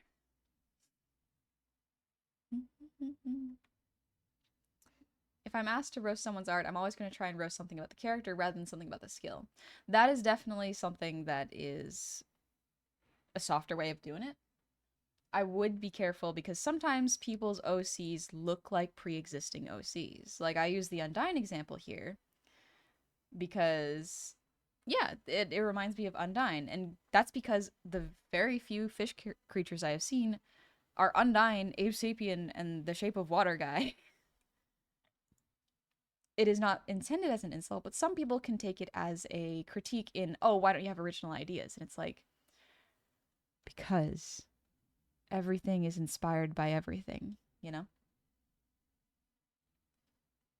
On the one hand, I have a bad habit of getting down on myself over art, but on the other hand, I feel like I couldn't fucking thrive on constructive critique. That's okay. I think... So there was something another VTuber said. I would have to remember who it is, unfortunately. I can't recall. But I 100% agree with that, and I will parrot this message to a certain extent, where it's, how did you make this and convince yourself to keep going even when numbers were low and you were just starting out? And the answer is delusion. You have to kind of delude yourself into thinking that you are good. Like, when I draw, I am constantly staring at my own art going like, oh, I've done this so beautifully. This is wonderful. Great job. I love this. Like, I'll look at the eye shape, or like I'll look at this thing and go like, oh my gosh, look at how adorable it is. Look at how I've done the shape so well. Look at this little hand and how it flows. Oh, it's adorable. I will hype myself up and go like, this is a great thing, you know? This is a great piece of art I've done. And meanwhile, from a technical skill point, it's fine. It's fine. Like, nothing's really wrong with it, per se. It's just alright. The bee. But here's the thing. That is what helps me to keep going, is admiring and enjoying what I have created while I have created it. Because in the future, maybe I'll even forget I did it. There are so many files where I'm like, I forgot I drew this, dang. But I have good memories of it, you know? I have a good feeling, even if I don't remember specifically what I've drawn. Except your art is adorable. You're correct to glaze yourself. Thank you. Thank you. So much art, no matter the medium, is remixing previous work, and it's absolutely valid. Yep. I reference pictures of artists and people posing. I am using a pose as reference. It is a remix of it because I'm putting a different character in there. 3/4. I gotta draw this perspective. It's fine. It's really important that when asking for critique, the person knows what you need from them so they can give good feedback. Yep. Some people are bad at giving feedback, and that's okay. Just gotta be aware of that.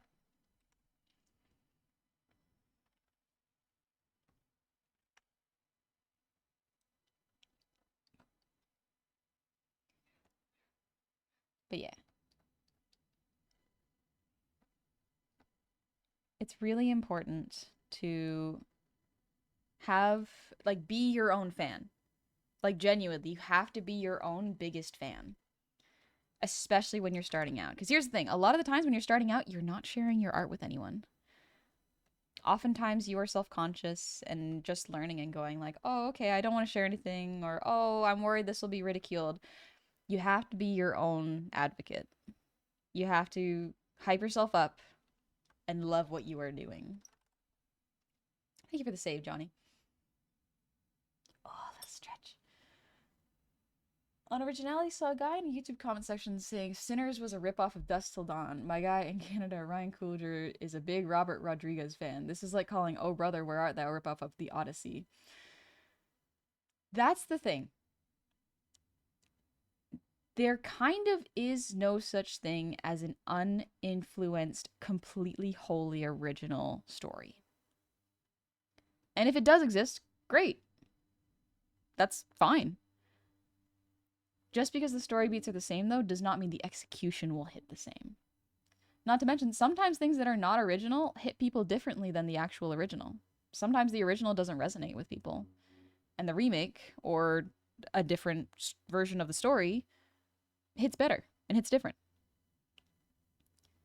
I think the constant pursuit in pure originality is a fruitless one. Like, I don't think there is a satisfying answer to it. Because there will always be someone going, Simpsons did it first, you know? There will always be someone going like, oh, this has already been done. It's like, yeah, so what? Life has been done. Doesn't mean I'm not gonna enjoy it and make my own spin on it, you know?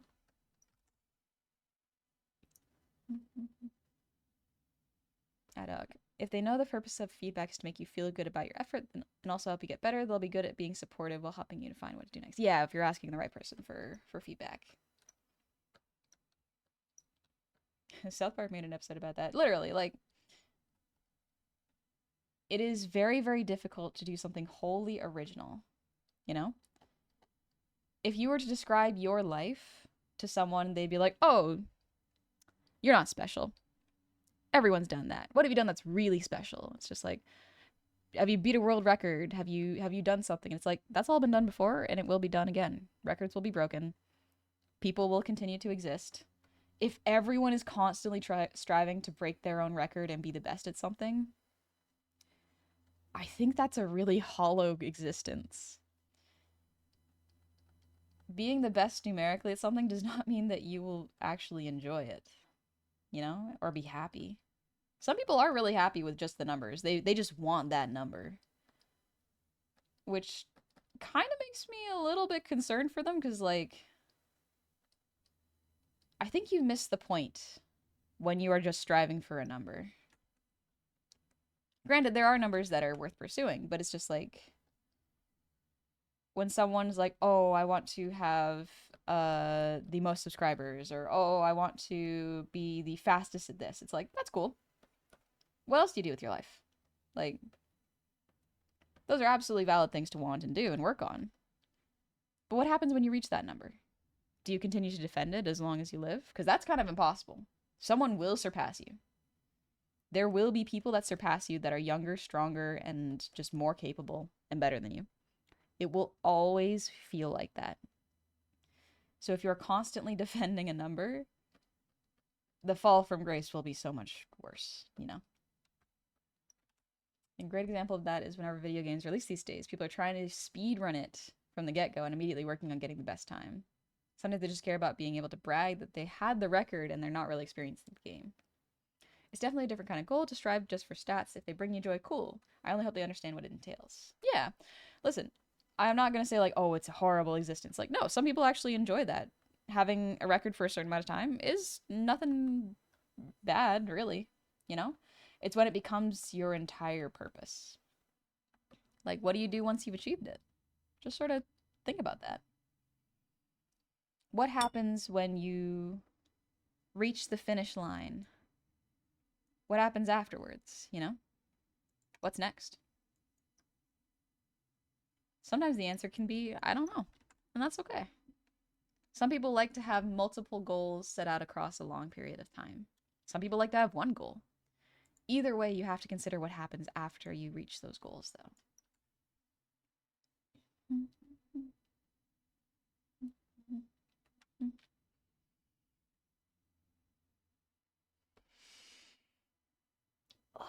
Always try to impress your younger self. What does your younger self think? You know what? That can be true. But sometimes your younger self was an ass. And you don't want to do what your younger self does. Sometimes you want to do what your current self wants.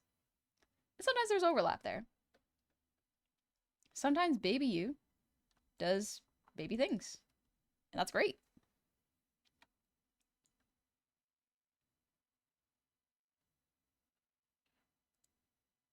Let's see. Sorry, I'm just studying the shoulder and making sure I'm doing it correctly.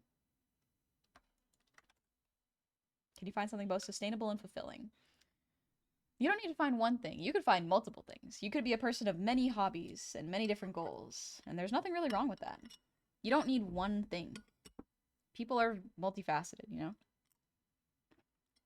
You are not just one thing. It's why I always find it weird when people are talking about YouTube people and they go like, oh, why are you talking about this topic? Your topic is this. And it's like, no. People can have multiple topics. We are complex, multifaceted things. We can have a lot of thoughts that are not just one thing. Honey, as someone who wants to get into art, should I start with paper or doodle pad? Absolutely up to you. If you're starting to get into art, I don't think there's anything wrong with just a portable sketchbook, pencil and pen, and eraser, you know? That's how I started. So I'm always a big fan of that because not only is it really portable and easy to use, you're not carrying a really expensive tablet with you when you're going out to the park. You know, you are spending time drawing on a cheap piece of paper with cheap pencils and learning the best you can. Sometimes buying expensive tools helps your mindset to get really into it, makes you feel fancy. I personally have found that I like getting cheap materials because I don't feel bad if I waste them. If I feel like I've done a bad art piece, my brain doesn't go, "Oh, I've wasted it." It goes like, "Oh, okay, cool. Let me do the next one." It's easy, transportable. You learn to do it anywhere, and it's anytime. It's good fundamentals. Yep. You also don't have to worry about losing it, because worst case, if you lose it, you have not lost thousands of dollars, or even hundreds of dollars. Foppin, except if all your hobbies use the same fine motor skills and you never give your hands a break, so you end up with an injury. Yes, that is why it's important to have diverse hobbies. Even if your hobby is walking around, having a little walk, chilling, taking it easy, going out hiking, seeing the sights. It's important. All right, there's the 3/4. That'll do. Now I gotta do the other ones. Okay. Now we gotta do 3/4 up. Okay. That's fine. That's fine. I can definitely do this one. Okay.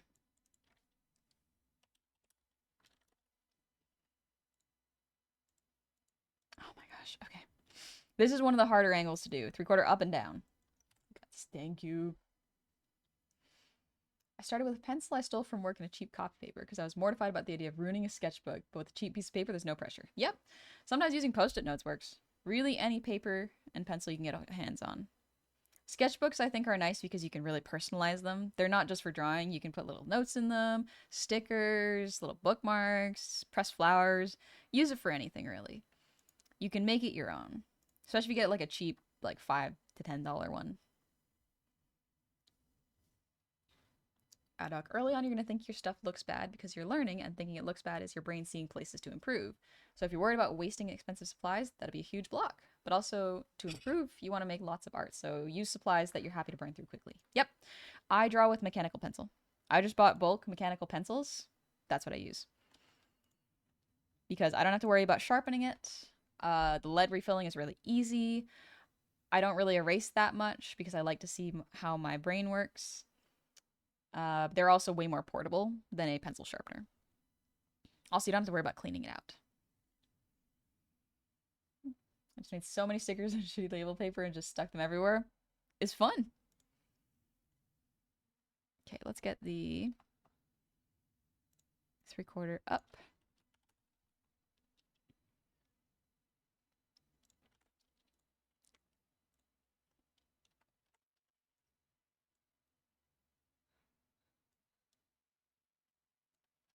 There we go. Whew, okay, I got this. I can do this. I can do this. Okay. I could do this. I could do this. I could do this.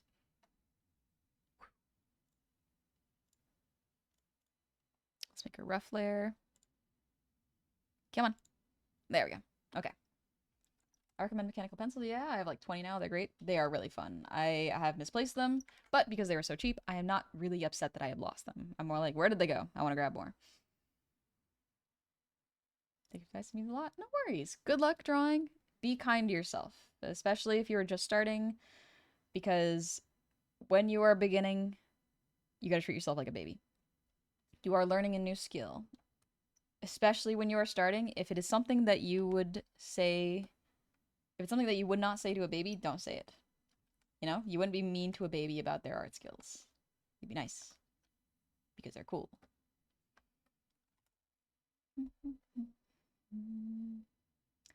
There, spent a lot of time in my early career as a calligrapher using very cheap pens, partly because cheap and partly to demonstrate to folks that you can do it on a budget. Yeah. Art is one of the most accessible things in the world, especially nowadays. Maybe in the past it might have been a little bit more difficult because it's harder to find resources, but even then, all it takes is going to the library and looking up what you need to learn how to make things. And that's great. You really just need pencil and paper. Or pen and paper, both work. And that's kind of everywhere nowadays.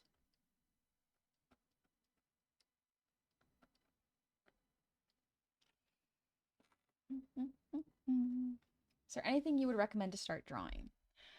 Yes. Draw what you like.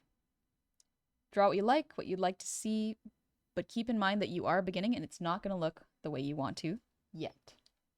The more you practice, the closer we'll get. So if you want to draw backgrounds, such as cityscapes or forests or houses, start drawing those. If you want to draw characters, if you want to draw animals, draw those. The best thing to do when you are starting is create a healthy and fun relationship with art before you start practicing any sort of anatomy or composition skills. Make it fun first and learn later. Art is one of those weird ones where, yeah, you can absolutely min-max your art learning experience in many ways. But the way to keep doing it long term is to create OCs that you like. It's to draw things you enjoy seeing in the world, you know? Thanks for the posture check. Last year, I appreciate it. Hi, Max. You're tired and sleepy? Have a good lurk. I do like what I need. Sadly, I didn't find it. I didn't see your beautiful smile in chat smile. Oh, I thank you. I appreciate it. Fire Basilisk. I know that doesn't concern anyone here, but I'm in a trap. My cat sleeps right behind my desk chair and I can't leave without disturbing him. Send help, please. I think you might have to disturb your cat.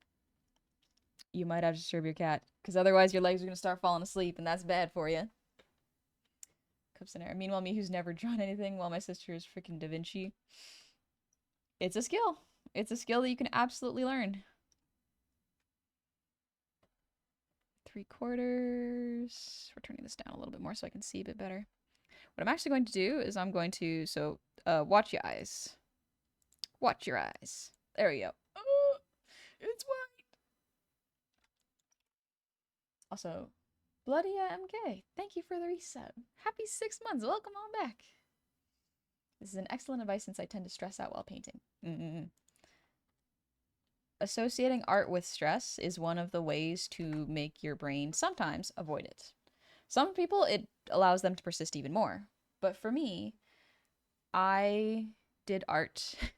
So interestingly, I did art for fun throughout all of my childhood and high school experience because I did not realize until I got to university that I was like, oh yeah, artist is a job.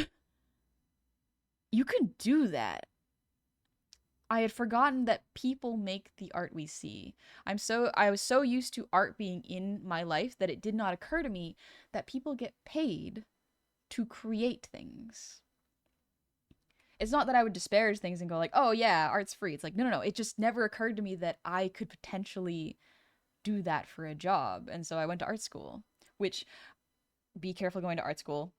There's a lot of tricky things to look out for. So be cautious. I can give you tips if you want, but yeah, be cautious with art school. Be cautious with post-secondary in general. My eyes! Ah! The white.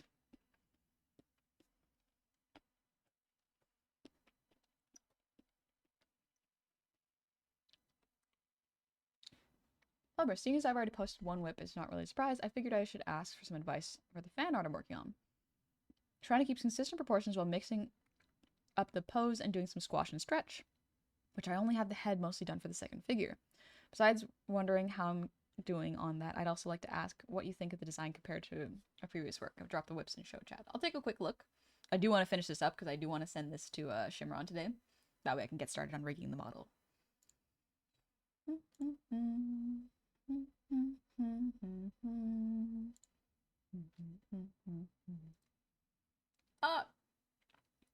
B-Groups, your art is so good.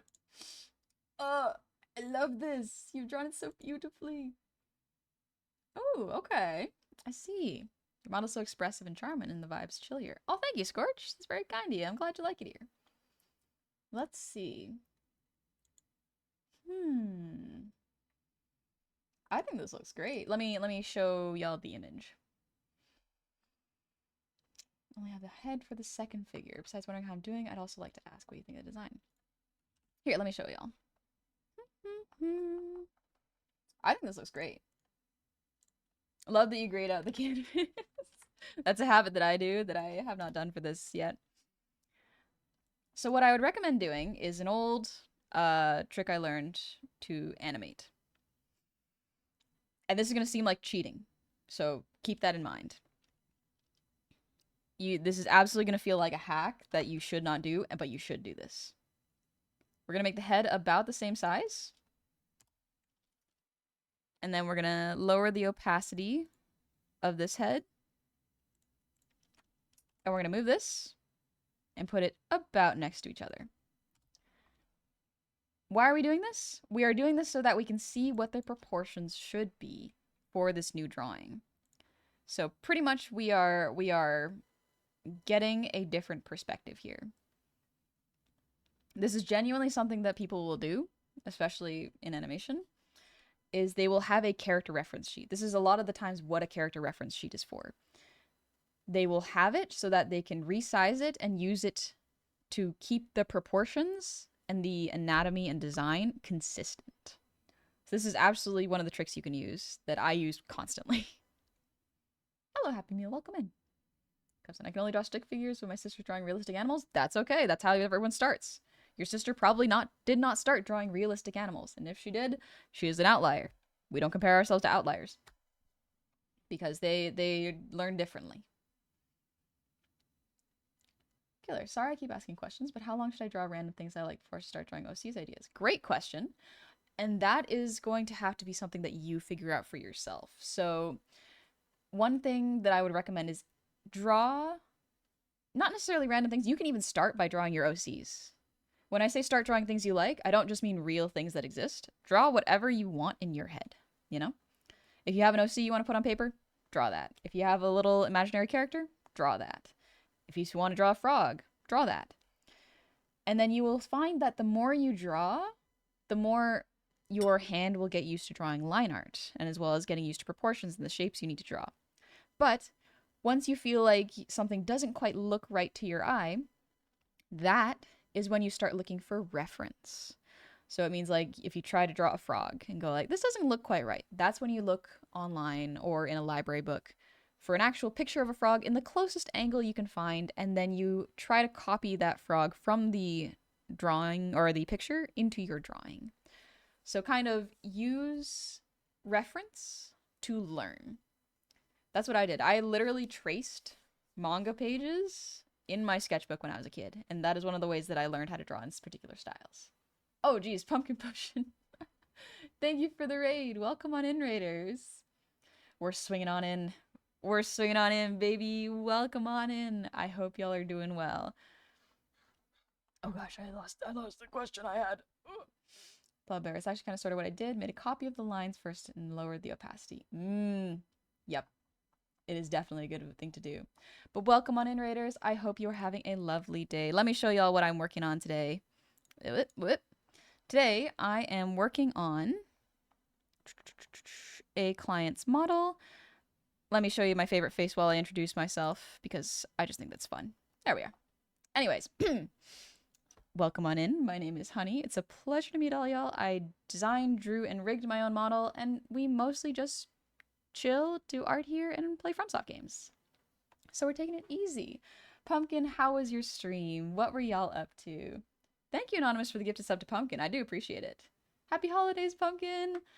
I hope you're having fun and chilling. Oh, let me just stretch real quick. Oh, let's see. What were they up to?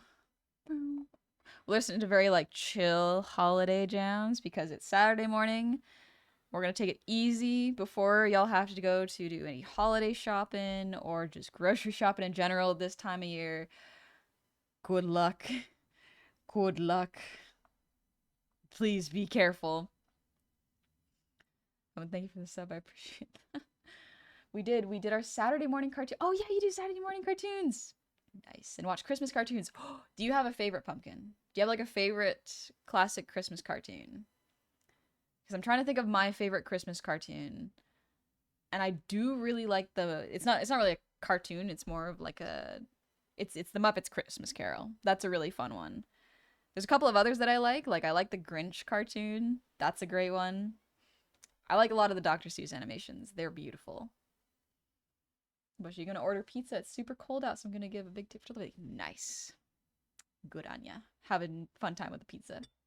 My favorite is Emmett Otter's Jug Band Christmas. I gotta look this up. One sec.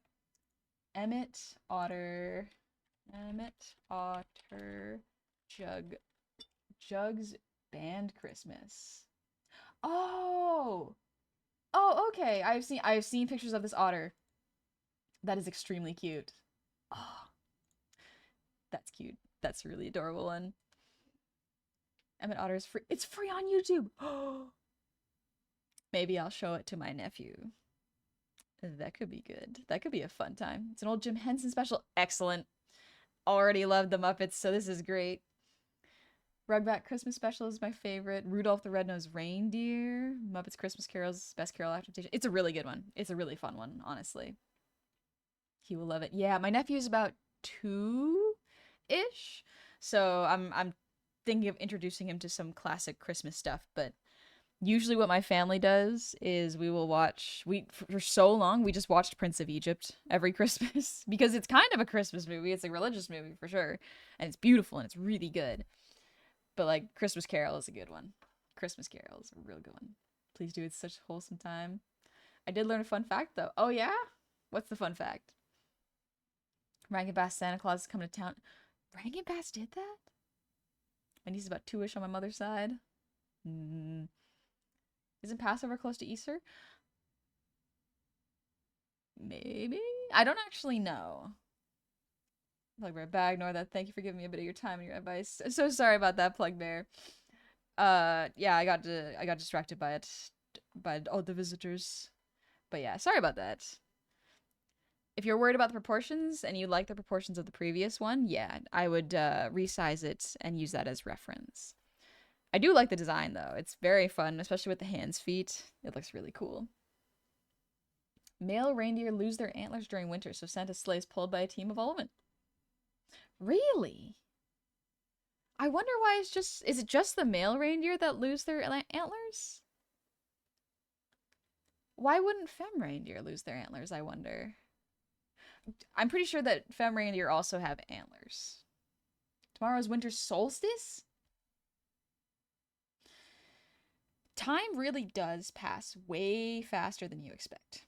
So what's your nephew's thoughts on mouses? I don't know, but he likes rabbits. He likes rabbits. There was a book about a rabbit called Nicholas, and he really likes his little rabbit. We call him Nicholas. Female reindeer have also have enormous antlers. I think they do. But yeah, Pumpkin, if you got a raid and run, absolutely no worries. Thank you so much for trusting me with your community. I really appreciate it. It's always good to see you. I'm glad you're feeling all right. But thank you so much. I'm glad you had fun with the Christmas specials. It is that time of year. The stop needing it past a certain season. It's mostly for a temporary purpose during mating season. Oh, really? Absolutely. Thank you for this. Okay. No, thank you very much for coming over. I appreciate it. Have a good holiday. This year went so fast. This year went extremely fast. And as far as I'm remembering, oh gosh. Pumpkin Push, thank you for the 5 gifted subs. Happy holidays. Thank you very much.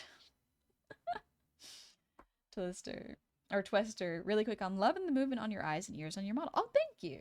Thank you very much. I rigged it myself. Pumpkin W. Thank you, Pumpkin. That's very nice of you.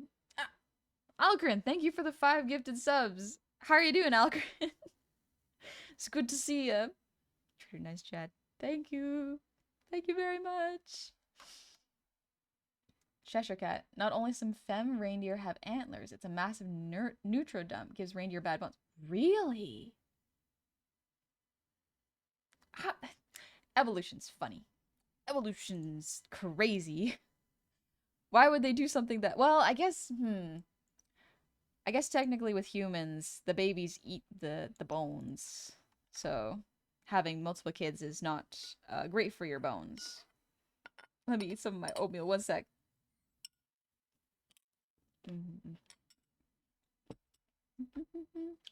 American Badoo. But yeah, winter solstice is today. That means it's so. Christmas is so close. Christmas is so close. Oh my gosh. Anyway, I love this Roblox looking face. This is a good one. I also have a very soft spot for this mewing face. I think this is a winner. Personally, this is a good one. Gecko, welcome back. Went to buy a slow cooker for my Christmas. It'll treat you well. Slow cookers, love them. They're so good. But yeah, today I am. Oh, my eyes. I'm making this gray. I'm making this gray, baby. There we go. Better for my eyes. But right now I am planning the extremes of a model so that I don't have to do any guesswork. I'm basically doing the roughs and then sending them to Shimron so that he can either adjust them or give approval before I begin rigging. But yeah.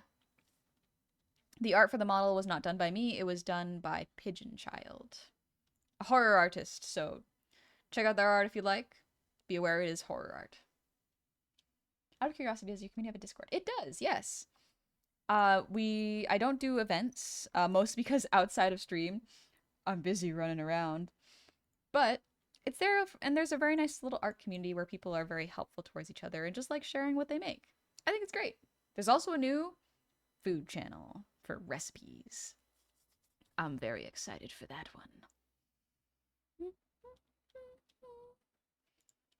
Christmas just a week away. I got here so fast. It's a week away. Okay. Okay. That'll be fun. That'll be fun. Fun realization. Think you'll find the community is full of wonderful and agreeable people that you can enjoy things with. Absolutely. Make sure you read the rules because the password is hidden in the rules. So you want to make sure that... Oh, no! Put it back! Ah! Make sure you read them thoroughly.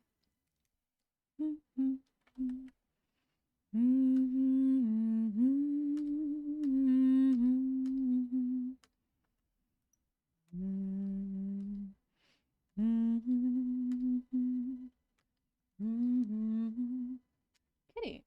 Hello, sorry this is off topic, but I'm going to be debuting next year as a VTuber. Any tips before I start VTubing? Absolutely. So depending on how far you are into your VTuber process, if you don't have a model, that's fine. You can use a PNG model. That absolutely works. What I would recommend is making it fun for yourself. Make it a sort of event. Do something that you would enjoy doing. And if you're trying to get hype up there and make sure that, you know, people are aware of it, I would recommend advertising it on Twitter and any social media sites you would like. That is a good way to get the word out. But also mostly to have fun. Because you never know what it's going to be like until you do it. So the best thing you can do is just make it fun for yourself. Ernavi, I love your model. Thank you. Thank you very much. I appreciate it. C-Dubs, thank you for the save. And Half Body Toy, thank you for the hydrate. I appreciate it.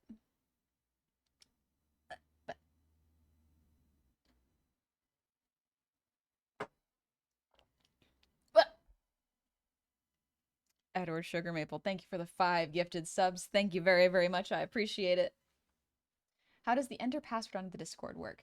So if you are not sure if you found the password, do check in with one of the mods. But it is hidden inside of the rules, so you have to read the rules quite thoroughly. It's basically to make sure that people are well aware of the rules of the community. But then you enter it into the text box, I believe. So, there is a channel, I believe, for enter password. Let me double check for you. Yeah, there's an enter password channel. So you enter it into that password, that channel, and then it should allow you access. Balthus keeps bots out too? Yes, it is mostly to make sure to keep the bots out, but also to make sure people read through the rules and have good reading comprehension, because it's really important to understand that there is etiquette where it's mostly no discrimination, no hate speech, be cool. This is a LGBTQ friendly place, as well as like for art and people to have a nice time. 90s PC game piracy measures on the Discord, pretty much, yeah. That's my problem. I'm a fast reader. Ah, yep. Make sure to read thoroughly, because it is important. We do not tolerate intolerance. Exactly. To continue, enter the 5th word on page 27. Here's the thing. It's hidden a bit better than that. We basically devised a way to make sure the password could only be found if you thoroughly read the rules. It's not so that it's so that you can't just search for a password. You can't just look for particular phrases. We hid it in a way that is just like, you will only get this if you read. Sorry, honey, I need to go and get a carbuncle out of a goose. I don't know what that means, but good luck. Hope you succeed. This all falls under don't be a jerk, which I am okay with. Yep. Don't want to be a jerk. We want to be chill and kind to each other. That is really important because life is tough sometimes. We don't want to make it tougher for everybody. We want to be nice.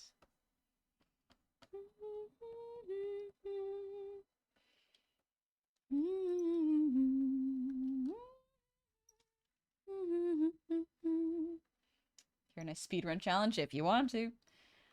Go for it. You can try. But it is usually better if you don't speedrun reading.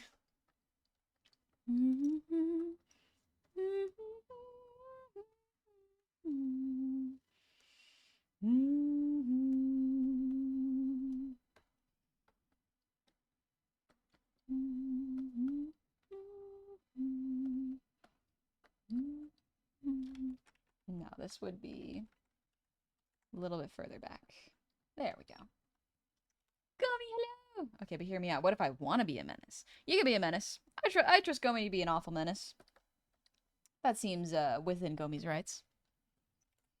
How you doing, Gomi? How you been?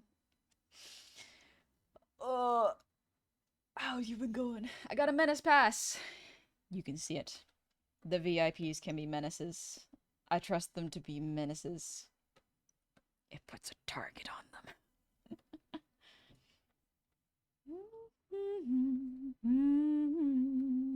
It's Gomi run! Everybody scatter! Anonymous, thank you for the gifted sub to Gomi. I appreciate that.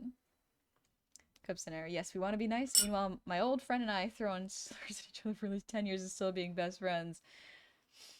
Be careful about those. Don't use those into communities. If that is between you and your friend, I guess. But, like, don't use those in public. I would not recommend using slurs. That seems a little disrespectful, honestly. How do I do that? Loving your humming goblet. Thank you, Fire. Reminds me of our very first DMs where you sent me a message saying, please don't post gifs of people vomiting my server. I had that printed out and hanging on my wall. Oh, yeah. Honestly, that was probably the funniest message that I could lead with before Gomi and I started talking. Hey, Gomi, please don't post gifs of people vomiting in my server.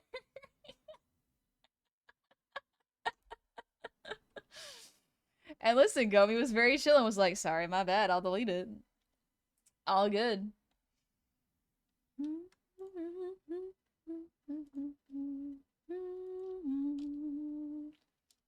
Oh, it's the rage emote, I see.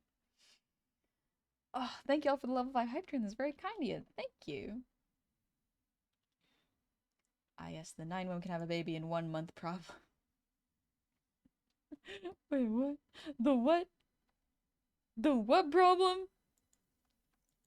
I'll save the vomiting gifts for myself from here on out. Those are for personal use, I see. Good for you, good for you.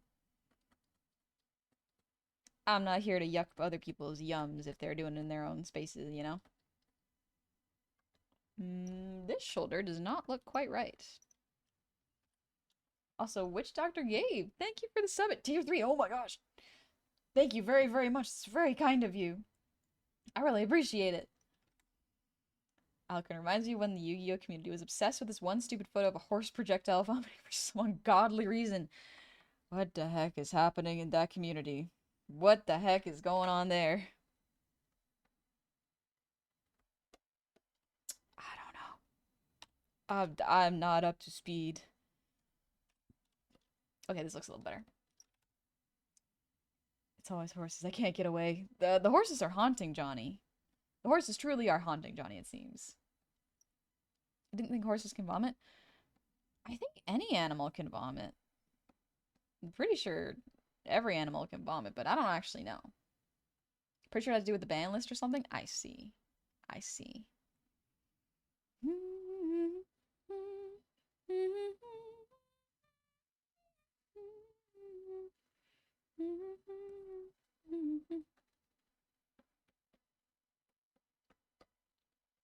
Gonna raise this a little bit higher. No, it's actually gonna be a little bit higher here. Okay, the shoulder, it looks a little off.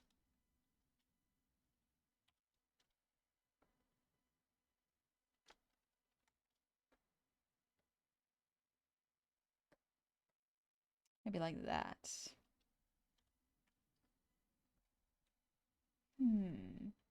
Horses actually can vomit. It's the main reason they often pass due to gastrointestinal problems. What the heck is evolution doing out there? Came for cake for cute goblins, but I see arts occurring. Even better. Oh, thank you. Thank you very much. I am making a VTuber model for a robot. I'm doing all the rough angles before I start rigging.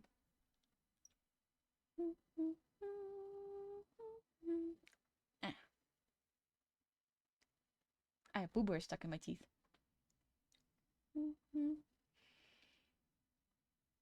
Things with small creatures like amoebas don't have stomachs. They probably can't barf. Pleasantly surprised to find the thumbnail sketch, the second figure is based on, actually lines up alarmingly well with the 4F figures in liner. Ooh.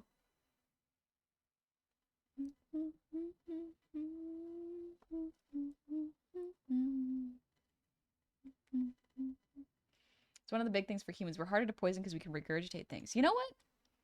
I never thought of it that way, but it does make me appreciate my digestive tract a bit more. You got to appreciate things while they work and help you, you know? No. Appreciate your body and your health. Especially if you have it, you know? Hello, Zany Quest. And Necros, thank you for the 300 shinies. Zomaga. A random recommendation to Goblin Grill. What up, Goblin Grill? Not much. I'm just doing angles, and oh boy, 3/4 angle is difficult. 3/4 up by Nemesis. The head is fine. The body is difficult. Necros, thank you for the 5 Thank you for the 5 gifted subs. It's kind of you. But I have to go shopping now, BRB. No worries. I'm probably going to stream for another 15, 20-ish minutes because it is about lunchtime for me. So I do want to get some food in me because that is important.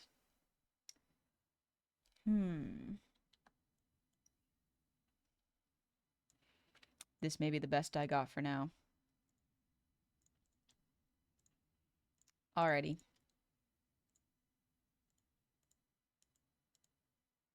Feel like I can push the hips a bit more, maybe. Maybe if I do this, push this a little bit more. Yeah, that kind of helps a little bit. There's still like a volume mass missing here. Maybe if I add that back in. This might take like a redraw after lunch. How does pauldron intersect with pectorals? Impossible problem. Impossible. You do models on stream? That's something I've never seen before. Yeah, I make VTuber models on stream. Not always. Sometimes I do the work off stream because I'm like significantly faster at working if I don't have to read and yap at the same time. But sometimes it is fun to do both. I get some feedback. Johnny, I wish we got rid of bad foreign things in a way other than vomit. Probably one of my least favorite feelings. Very effective, though. Honestly, very, very effective way of doing it.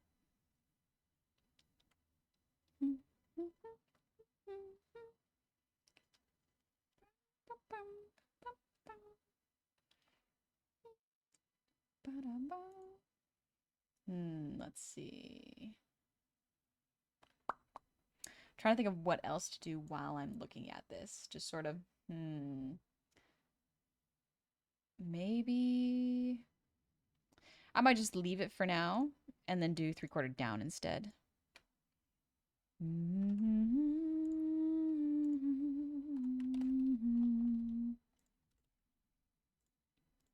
All right, 3/4 down. And then we'll get the down angle.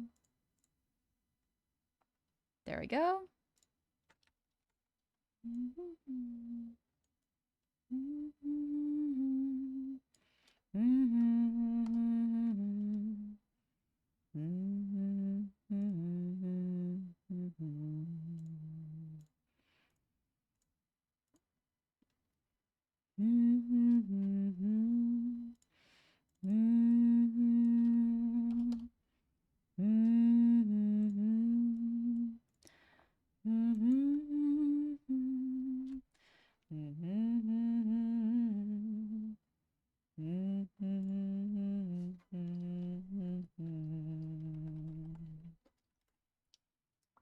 My first game. I'm gonna have to stick around more often. Can't draw to save my life, so I find this stuff fascinating. Yeah.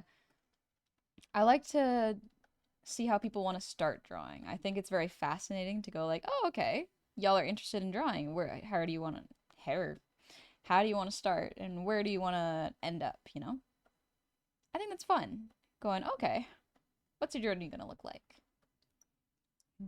I could listen to Honey hum for the rest of my life. It's fun. Humming certainly is fun.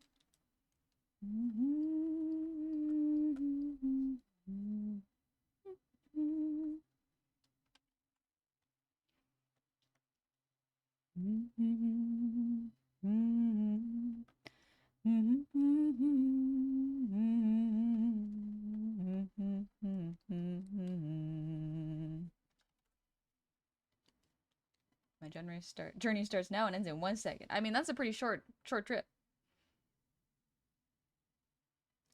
How much longer did you say you were gonna stream for? It was about 15 to 20 minutes, and that was about 5 minutes ago, I think. I put all my skill points into writing and music, though. That's great, though. I find writing extremely difficult.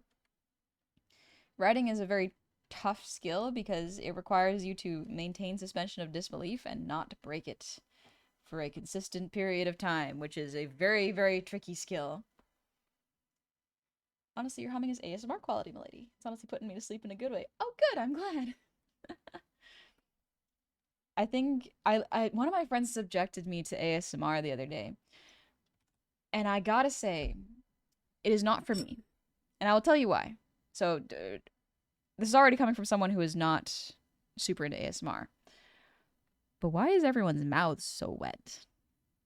Like they're swallowing and chewing gum and whispering into the mic like so close. They're like, "Hi, how's it going?"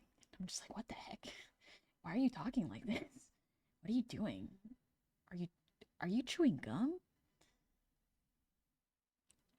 Anyways, that's my experience with ASMR so far. They're whispering and chewing gum at the same time and like tapping the mic with their fingernails, and I'm like, oh, good gracious. Oh, good gravy. Your mic is too sensitive, ma'am. Some people like that. That's true. Some people do like it. Not for me. That's okay. Not everything has to be for me, and that's the great thing of life. Thank you for the posture check, Lizard. Razor, honestly... Oh, I already read that. My bad. Lulu, I find drawing appealing, but I figure I'd rather get better at writing and buy art instead. Absolutely fair. You get to choose what mediums you'd like to work in, and there is nothing wrong with that. Each medium requires its own discipline, you know? It requires its own skill set that you can train. You can absolutely train yourself to be an artist and a writer and a musician. It just takes time. All of them are possible.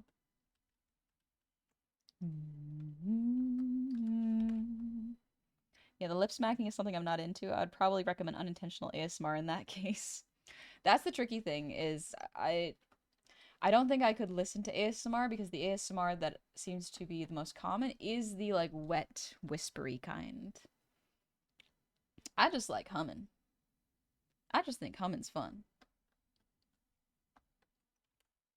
Dog. ASMR is not for me. I'd rather put podcasts about incredibly niche history or academic topics or something. People with weird fixations who know way too much about them and we'll talk about it for an hour. Love when people are talking about what they're passionate about. That is genuinely one of my favorite things to listen to. ASMR works wonderfully for me because I have sensitive ears. Thus, I can pick up the tingles easily. Oh, I see. Okay. There are many other ASMR besides girls licking microphones. True, I wasn't even listening to girls licking microphones. It just sounded like they had gum in their mouths, which I'm not really into for me personally, but that's all right. Just like how some people aren't into VTubers. That's all right. Don't gotta force yourself to be into something that you're not. So long as you allow other people to do it. Do what they're into, you know?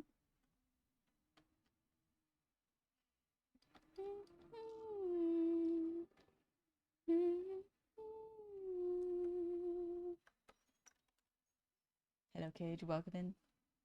I have to be honest, I can't go to sleep without some YouTube video sound in the background. Sometimes that happens, yeah. That is fair. Usually when I'm feeling particularly lonely, what I would do is I would put on a playlist and just listen to music as I fell asleep, because I found that was easier. I think this shoulder needs to be lower. Put it a little too high.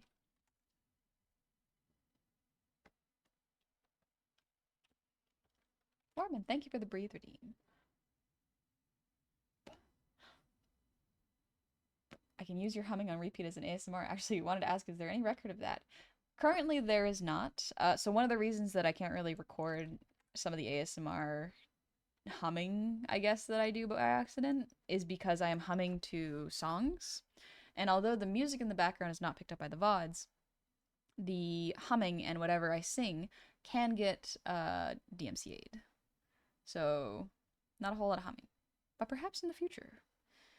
I have been working on something and it's taking a long time because I'm doing it myself. I'm learning. I'm learning how to solder and build Arduinos right now. I'm learning how to hopefully use FL Studio soon. I'm learning Blender. I'm basically learning all the components I'm needed so I can make a game. Gecko, so I just finished wrapping a gift and I realized the wrapping paper I bought was for birthday gifts. I want to scream. Don't worry about it, Gecko. If anything, it's funny. It's funny. Keep it. I think that's a nice little Christmas memory.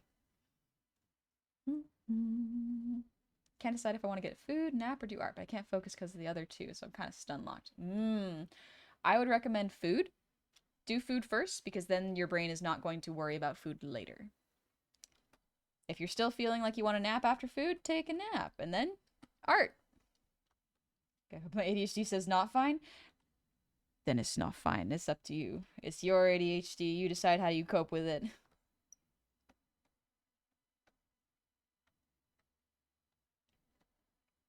Next stream when? Next stream will be Monday at 6 p.m. PST, 9 p.m. EST. We're probably going to be doing more art and chilling because it is the holiday seasons, and I don't currently have a game that I want to play. So we're just going to take it easy and relax. Have you considered covers? You already have a very chill, classy jazz lounge singer vibe. Thank you. I have. So there is a very tricky thing with covers, is that there is a legal process to doing them. Because if you do a cover and don't get approval, you can actually get copyright or DMCA'd or just shut down. So it's kind of risky to do covers sometimes if you're not careful or if you go about it the wrong way or YouTube's algorithm just chooses that it hates you. So it's a long, annoying process, which is why when you see other VTubers have done it, it's just like they have gone through that process. They have managers that help them with that. My manager is a lot more casual than that, mostly just reads contracts. I mostly pay him to read contracts. So next stream for you is Tuesday at 3 a.m. I'm so sorry for your time zone. I'm well aware, yeah. Simply sing public domain songs and folk tunes. Absolutely. So something I learned that is really frustrating is that there are some old songs that are copyright free, but the performance themselves is copywritten, which is what? How does that work? So if it's a symphony that is played by it's an old recording that is no longer in copyright, that's fine. But if you grab the wrong one and it is played by an orchestra that still exists, that can get copyright claimed. Happens a lot with orchestra pieces? Yes, Jeff, it happens so often with orchestra pieces. So in case you're wondering why more VTubers aren't doing more covers, that's usually why. Yeah, each specific recorded performance has its own copyright. Yep, it does, and it is wild. Also, Vengeance Core, thank you for the resub. Happy 49 months, a little over 4 years. We're getting close to 5. Chester, couldn't respond due to driving, but I feel on the humming thing and ASMR stuff. I think my autism brain is the reason for this. But I tend to talk to myself with my mouth closed, so I just make weird humming sounds and I can't stand most ASMR.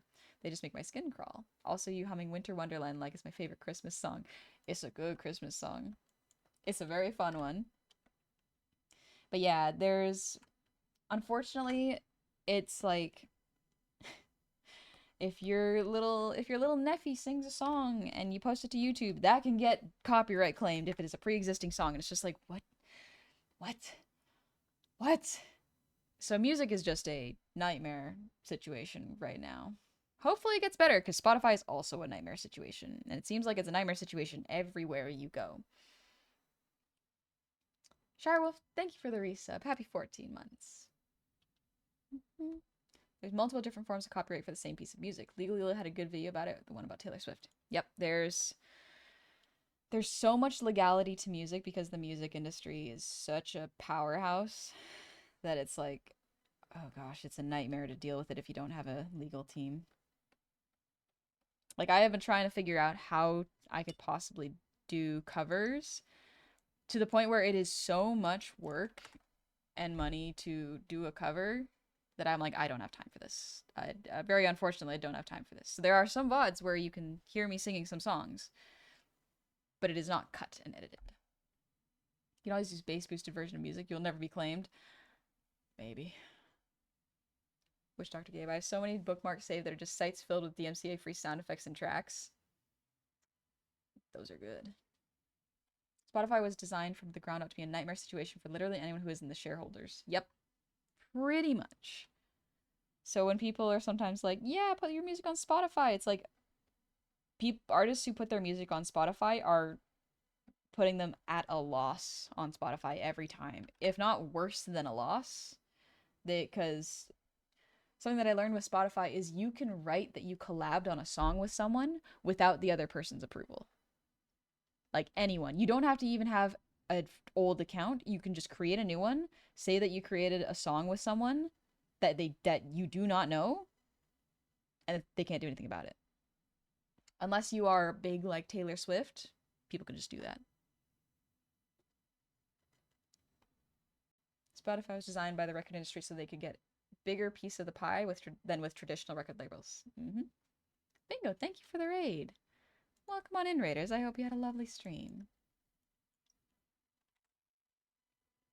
You made this? I made this. Yeah.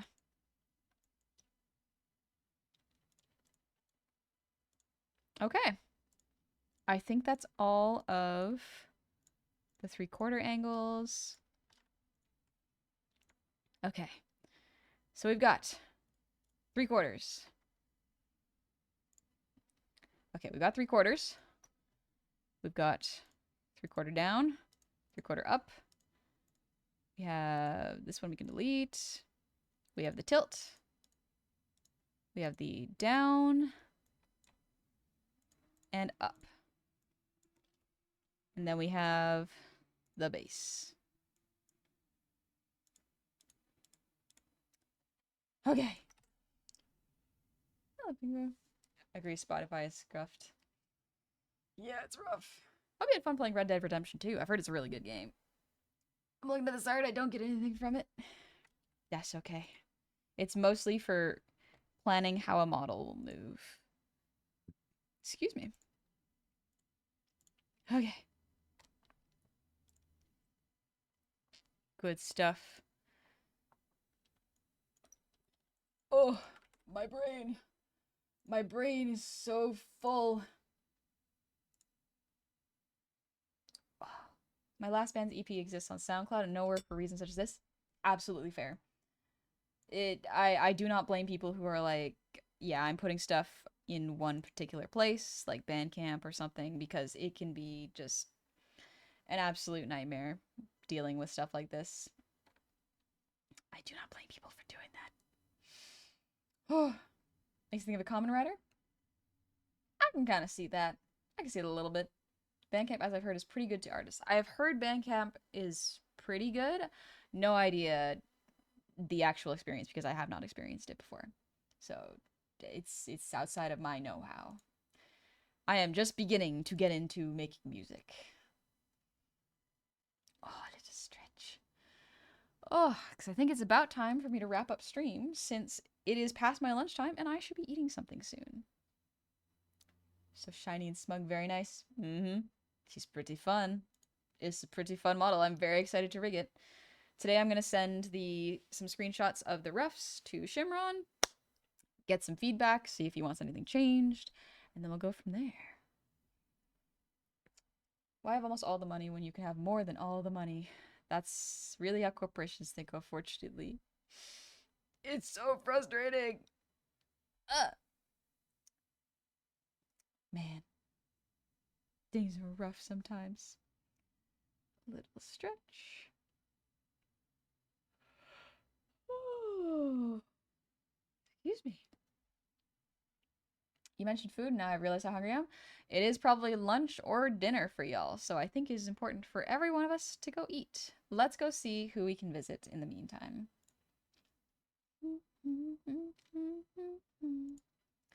Let's see. This person is not wrapping up stream, so let's see. Necros, thank you for the 240 shinies. GG, have a good one, Gulliver Girl. Thank you for coming in and say hi. I appreciate it. Thank you for being so kind. Get robotomized? Oh. I bet I pinned the wrong message.